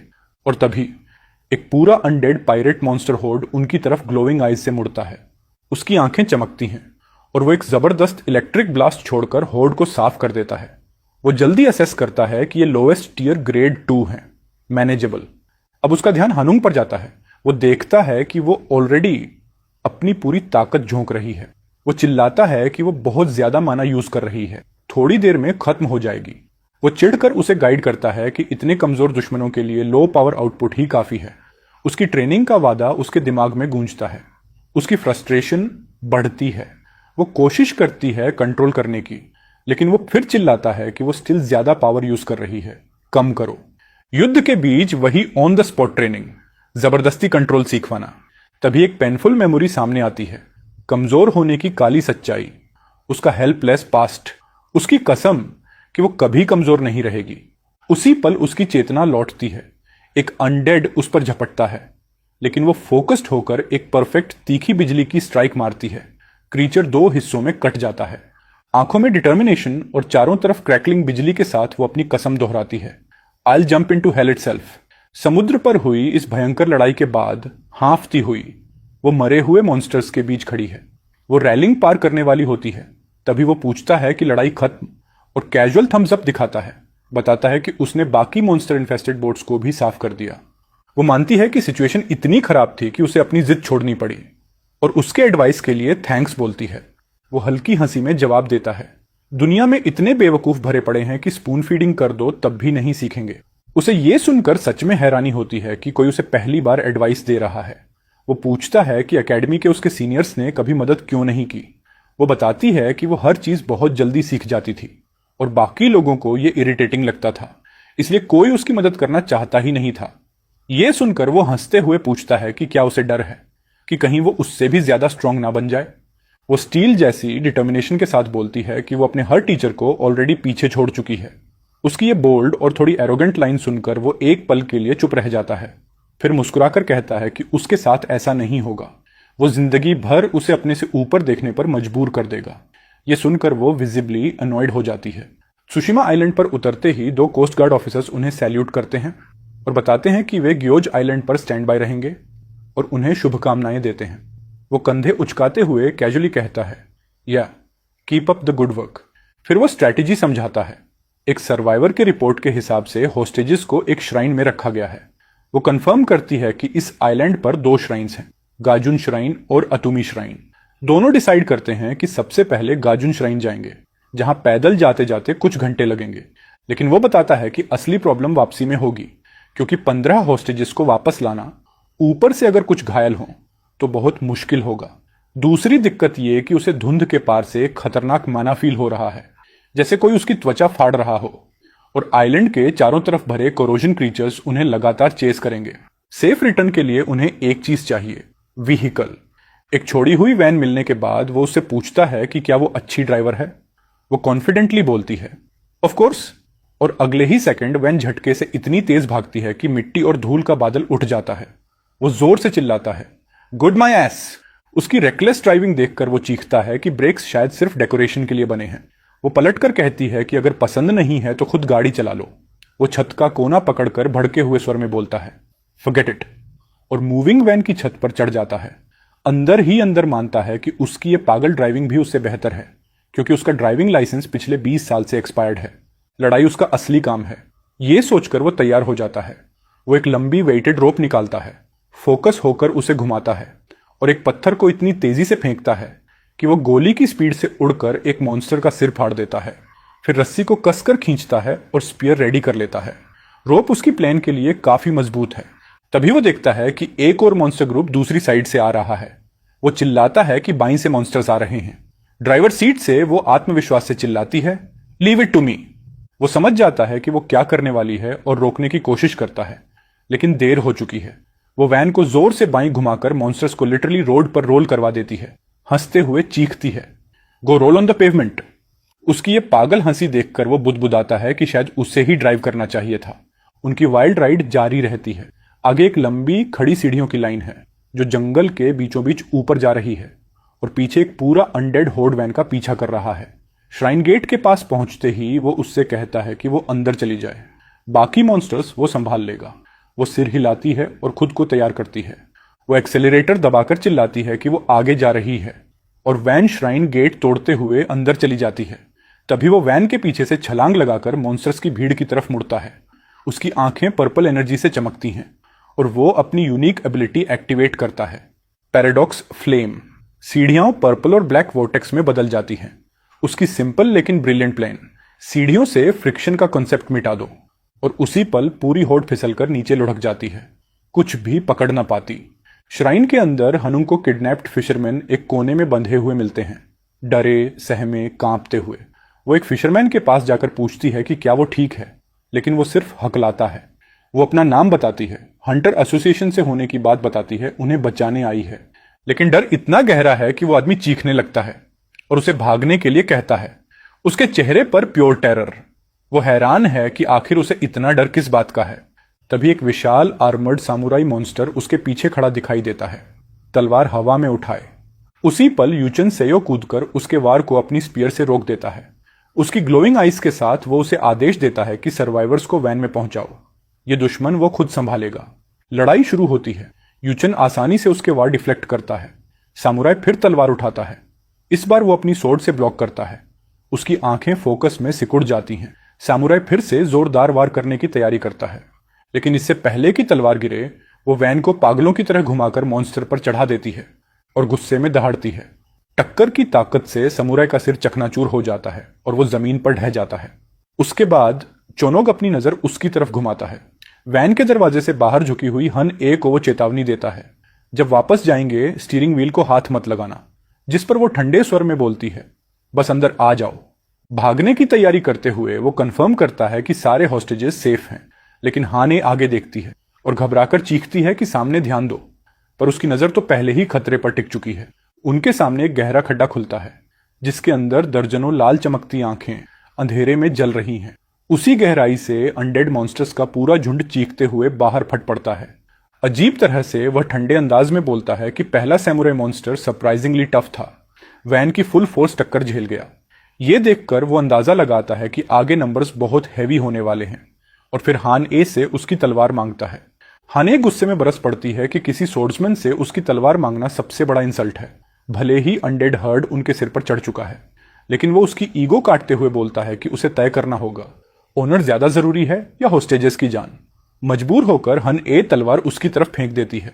अब स्पीयर और सोर्ड दोनों हाथों में लिए वो इनकमिंग होर्ड को घूरते हुए खुद से बुदबुदाता है कि उसने नहीं सोचा था कि उसे इतनी जल्दी अपना ट्रम्प कार्ड इस्तेमाल करना पड़ेगा।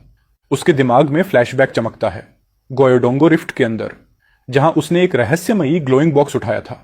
अंदर एक आर्मर्ड गनलेट था, हल्की नीली रोशनी छोड़ता हुआ। जैसे ही उसने उसे पहना, उसे पता चल गया कि यह नॉर्मल आर्मर नहीं है। वो गॉन्टलेट हवा से मना को खींचना शुरू कर देता है। दूसरों के लिए शायद बेसिक आइटम हो, पर उसके लिए यह एक माना बैटरी बन गई, पूरे 5 मिनट्स का फुल चार्ज। और उन 5 मिनटों में वह दुनिया के 10th रैंक्ड हंटर ली स्यून जितनी ताकत छोड़ सकता था। वर्तमान में लौटते हुए वह हवा में उछलता है। दोनों हथियार चमक रहे हैं। गॉन्टलेट एक्टिवेट होता है और नीली रोशनी उसके शरीर में पावर फ्लड कर देती है। अगले ही पल वो एक विनाशकारी हमला छोड़ता है, एनर्जी की पूरी जालीनुमा वेव, जो पूरे अनडेड होर्ड को एक ही बार में वेपराइज कर देती है। वैन के अंदर से हन ए सिर्फ स्तब्ध होकर देख सकती है। साइड मिरर से उसे जमीन पर पड़े जले बुझे मॉन्स्टर कॉर्प्सेस दिखते हैं। सब कुछ एक ही हमले में खत्म। पावर बूस्ट खत्म होने पर वह पूरी शांति से वापस वैन में बैठता है और हाने को कहता है कि सीधा पोर्ट की तरफ भागो, पीछे मत देखना। वैन डिजर्टेड सड़कों पर दौड़ रही है हराकाटू पोर्ट की तरफ। हाने को लगता है कि शायद अब खतरा खत्म हो गया, लेकिन तभी एक नई अनडेड वेव वैन पर टूट पड़ती है।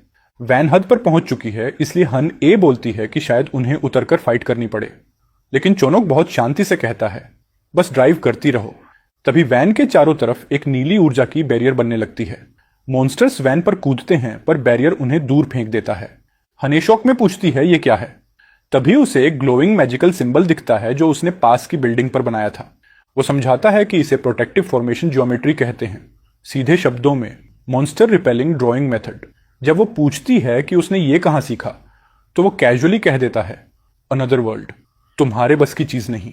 हाने जलकर पूछती है कि क्या ये ज्योमेट्री हर मॉन्स्टर को रोक सकती है। वो गंभीर होकर बोलता है कि नहीं, असली खतरे पर इसका असर नहीं होता। उसी वक्त सामुराई मॉन्स्टर बैरियर को ऐसे चीरकर अंदर घुसाता है जैसे वो कुछ था ही नहीं। उसकी भारी ओरा हवा को चीरती है और हाने के पूरे शरीर में एक भयानक सिहरन दौड़ जाती है। बट चोनोक सरप्राइजिंगली काम रहता है। वो तुरंत पहचान लेता है कि ये मॉन्स्टर माइंड्स आई नाम की लेजेंडरी टेक्निक इस्तेमाल कर रहा है। हन ए अंदर ही अंदर कांप जाती है। माइंड्स आई, एक ऐसी सिक्स्थ सेंस है जो ओपोनेंट का हर मूव पहले ही प्रिडिक्ट कर लेती है, और एक सड़ा हुआ कॉर्प्स इसे कैसे चला सकता है। लेकिन चोनोग मुस्कुराते हुए कहता है कि डरने की कोई जरूरत नहीं, और माइंड्स आई जैसी टेक्निक्स को वो ओवररेटेड इल्यूजन्स कहकर हवा में उड़ा देता है। वो कहता है कि वो अब उसे सिखाएगा कि ऐसे ओपोनेंट्स को हैंडल कैसे किया जाता है। सैमुराई मॉन्स्टर घमंडी अंदाज में उसकी हंसी उड़ाता है और अपनी तलवार घुमाता है। चोनोग आराम से उसकी तरफ बढ़ता है और समझाता है कि माइंड्स आई कोई मिस्टिकल थिंग नहीं, सिर्फ रिफ्लेक्स है जो बहुत लड़ाइयां लड़ने से डेवलप होता है, और रिफ्लेक्स को ओवरलोड करना बहुत आसान है, बस प्योर किलिंग इंटेंट फेंक दो। हने धीरे से हार्ट सोर्ड और स्टेट ऑफ सेल्फलेसनेस जैसी लेजेंडरी टेक्निक्स के नाम बोलती है, लेकिन वो सबको मीनिंगलेस इल्यूजन्स कहकर रिजेक्ट कर देता है। सैमुराई हमला करने की कोशिश करता है, पर चोनोगे एक स्मूथ स्विंग में अपना स्पीयर घुमाकर पूरे आर्मर्ड मॉन्स्टर को चकनाचूर कर देता है। पीछे उसके टुकड़े जमीन पर गिरते हैं और वो बिल्कुल शांत स्वर में कहता है, इतनी ऊंची ऊंची टेक्निक्स एक्चुअली कुछ नहीं होती। एनलाइटनमेंट के चक्कर में लोग अपने ही पोटेंशियल पर लिमिट लगा लेते हैं।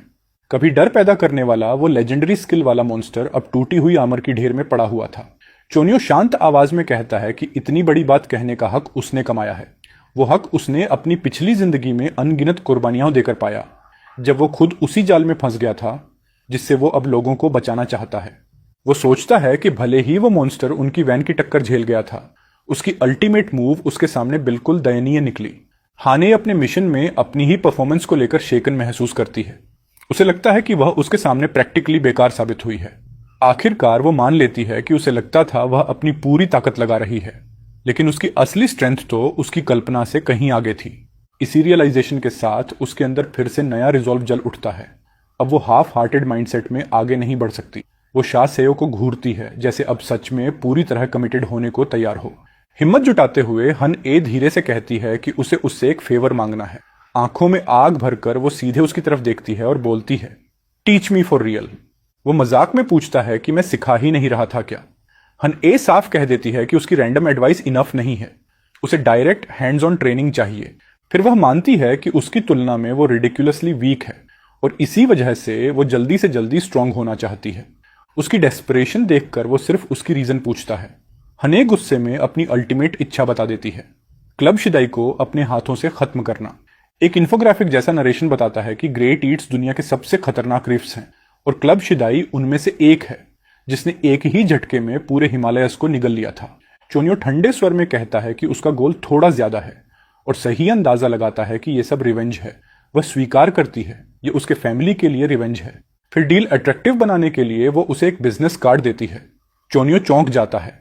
यह KY ग्रुप का कार्ड था, जिसकी मार्केट कैपिटलाइजेशन 257 ट्रिलियन है।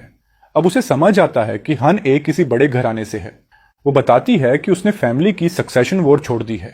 चोनियो तुरंत समझ जाता है कि अगर हान ए हंटर के रूप में कोई बड़ी अचीवमेंट हासिल कर लेती है तो उसे वापस उस डेडली फैमिली पॉलिटिक्स में खींच लिया जाएगा। तभी वो पूछता है कि आखिर वो उससे चाहती क्या है। हाने साफ और सीधी बात करती है, मेक मी द बेस्ट, और बदले में वो रेयर एलिक्सर्स देगी जो नॉर्मल चैनल्स से मिलते ही नहीं। वो क्लेम करती है कि उन एलिक्सर्स से चोनियो भी उस पावर रियल्म तक पहुंच जाएगा जिसकी उसे जरूरत है। पर अंदर ही अंदर चोनियो हंस देता है, क्योंकि उसे अंदाजा है कि वह उसकी असली लेवल का 1% भी नहीं समझती। एक फ्लैशबैक में उसकी ओरिजिनल आइडेंटिटी दिखाई जाती है, एक अनुभवी वॉरियर जिसने अपनी पिछली जिंदगी में पावर की एब्सोल्यूट पीक छू ली थी। उसका असली लक्ष्य अब सिर्फ एक है, इस दुनिया को रिफ्ट्स आने से पहले जैसी हालत में वापस लाना। प्रेजेंट में आते हुए वह उसका हाथ पकड़कर डील पक्की करता है, लेकिन कहता है कि उसे रेयर आइटम्स की जरूरत नहीं। एलिक्सर की जगह वो उससे कुछ बेहद सिंपल मांगता है, और दोनों मेडिकल सेंटर की तरफ ड्राइव करके पहुंचते हैं। हॉस्पिटल में डॉक्टर सर्वाइवर्स पर नोट्स ले रहा होता है। चोनियो और हान ए डॉक्टर से पूछते हैं कि 7 मरीजों को रिकवर होने में कितना समय लगेगा। डॉक्टर बताता है कि उनकी हालत खराब न्यूट्रिशन की वजह से कमजोर है और कम से कम 1 हफ्ता लगेगा बिफोर दे कैन टॉक। दोनों अग्री करके बाहर निकलने लगते हैं, लेकिन चोनियो बिल्कुल समय बर्बाद नहीं करता। वह अचानक हन ए को बताता है कि उसकी ट्रेनिंग अब भी से शुरू हो रही है। वह उसे एक सूना ट्रेनिंग ग्राउंड पर ले आता है। शुरू करने से पहले वह उसे एक सवाल करता है, क्या वह उसके फुल पावर स्पीयर स्विंग को डॉज कर पाएगी।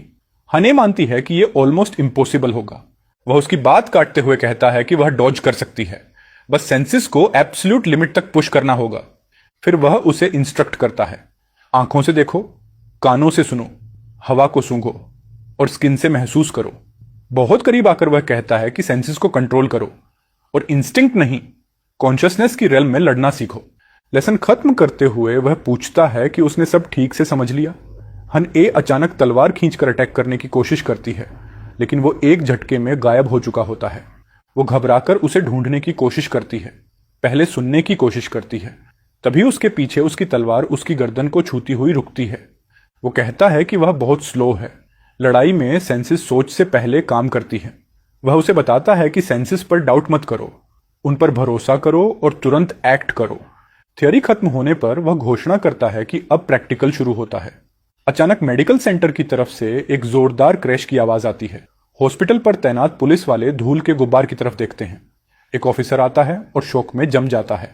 What is that? वहां चनुक और संग ए की ट्रेनिंग इतनी इंटेंस थी कि जमीन फट रही थी। संग ए लगातार हमला करती है, जबकि वह स्पीयर के शाफ्ट से उसके हर वार को एफर्टलेसली रोकता है। फिर भी पावर गैप के बावजूद संग ए हार नहीं मान रही, पर इस बार वह स्पीयर को ऊपर उठाता है, एक भारी डाउनवर्ड स्ट्राइक के लिए। संग ए की आंखें डर से फैल जाती हैं, ये वह डॉज नहीं कर पाएगी। तभी एक पुलिस वाले की आवाज गूंजती है, मिस्टर यू चांसियो। वह तुरंत वार रोक देता है। ऑफिसर एंड्रू हड़बड़ी में बताता है कि सर्वाइवर्स में से एक जाग चुका है और दोनों को तुरंत उसके साथ चलना होगा। वो एक झटके में सांस खींचती है, जैसे किसी गहरे ट्रांस से बाहर आई हो। उसकी हालत देखकर वो बस इतना कहता है, is it that time already, और सेशन को खत्म कर देता है, ये बताकर कि उसने अब ब्लॉकिंग सीख ली है। जिससे हान एक खुद शौक में पड़ जाती है कि ये तो सिर्फ पहला सेशन था। हॉस्पिटल रूम में चोन्यो जाग चुके सर्वाइवर से पूछता है कि वो ठीक है क्या।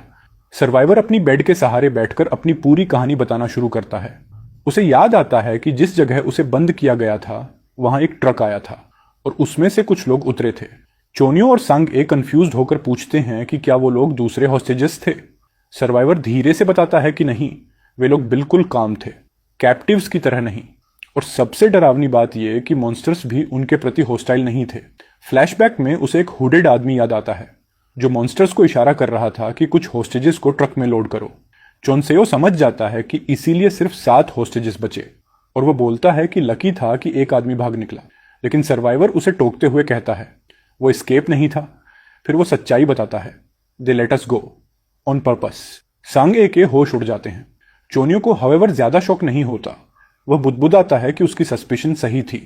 वह समझाता है कि शुरू से ही वियर्ड था कि एक नॉर्मल सिविलियन वहां से कैसे एस्केप कर सकता है, जहां 2 स्किल्ड हंटर्स बैरली घुस पाए, जब तक कि किसी ने उसे जानबूझकर छोड़ा ना हो।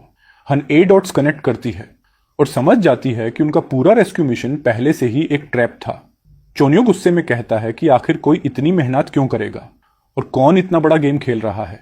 उसकी आंखों में एक कोल्ड डेंजरस सा स्मर्क आ जाता है।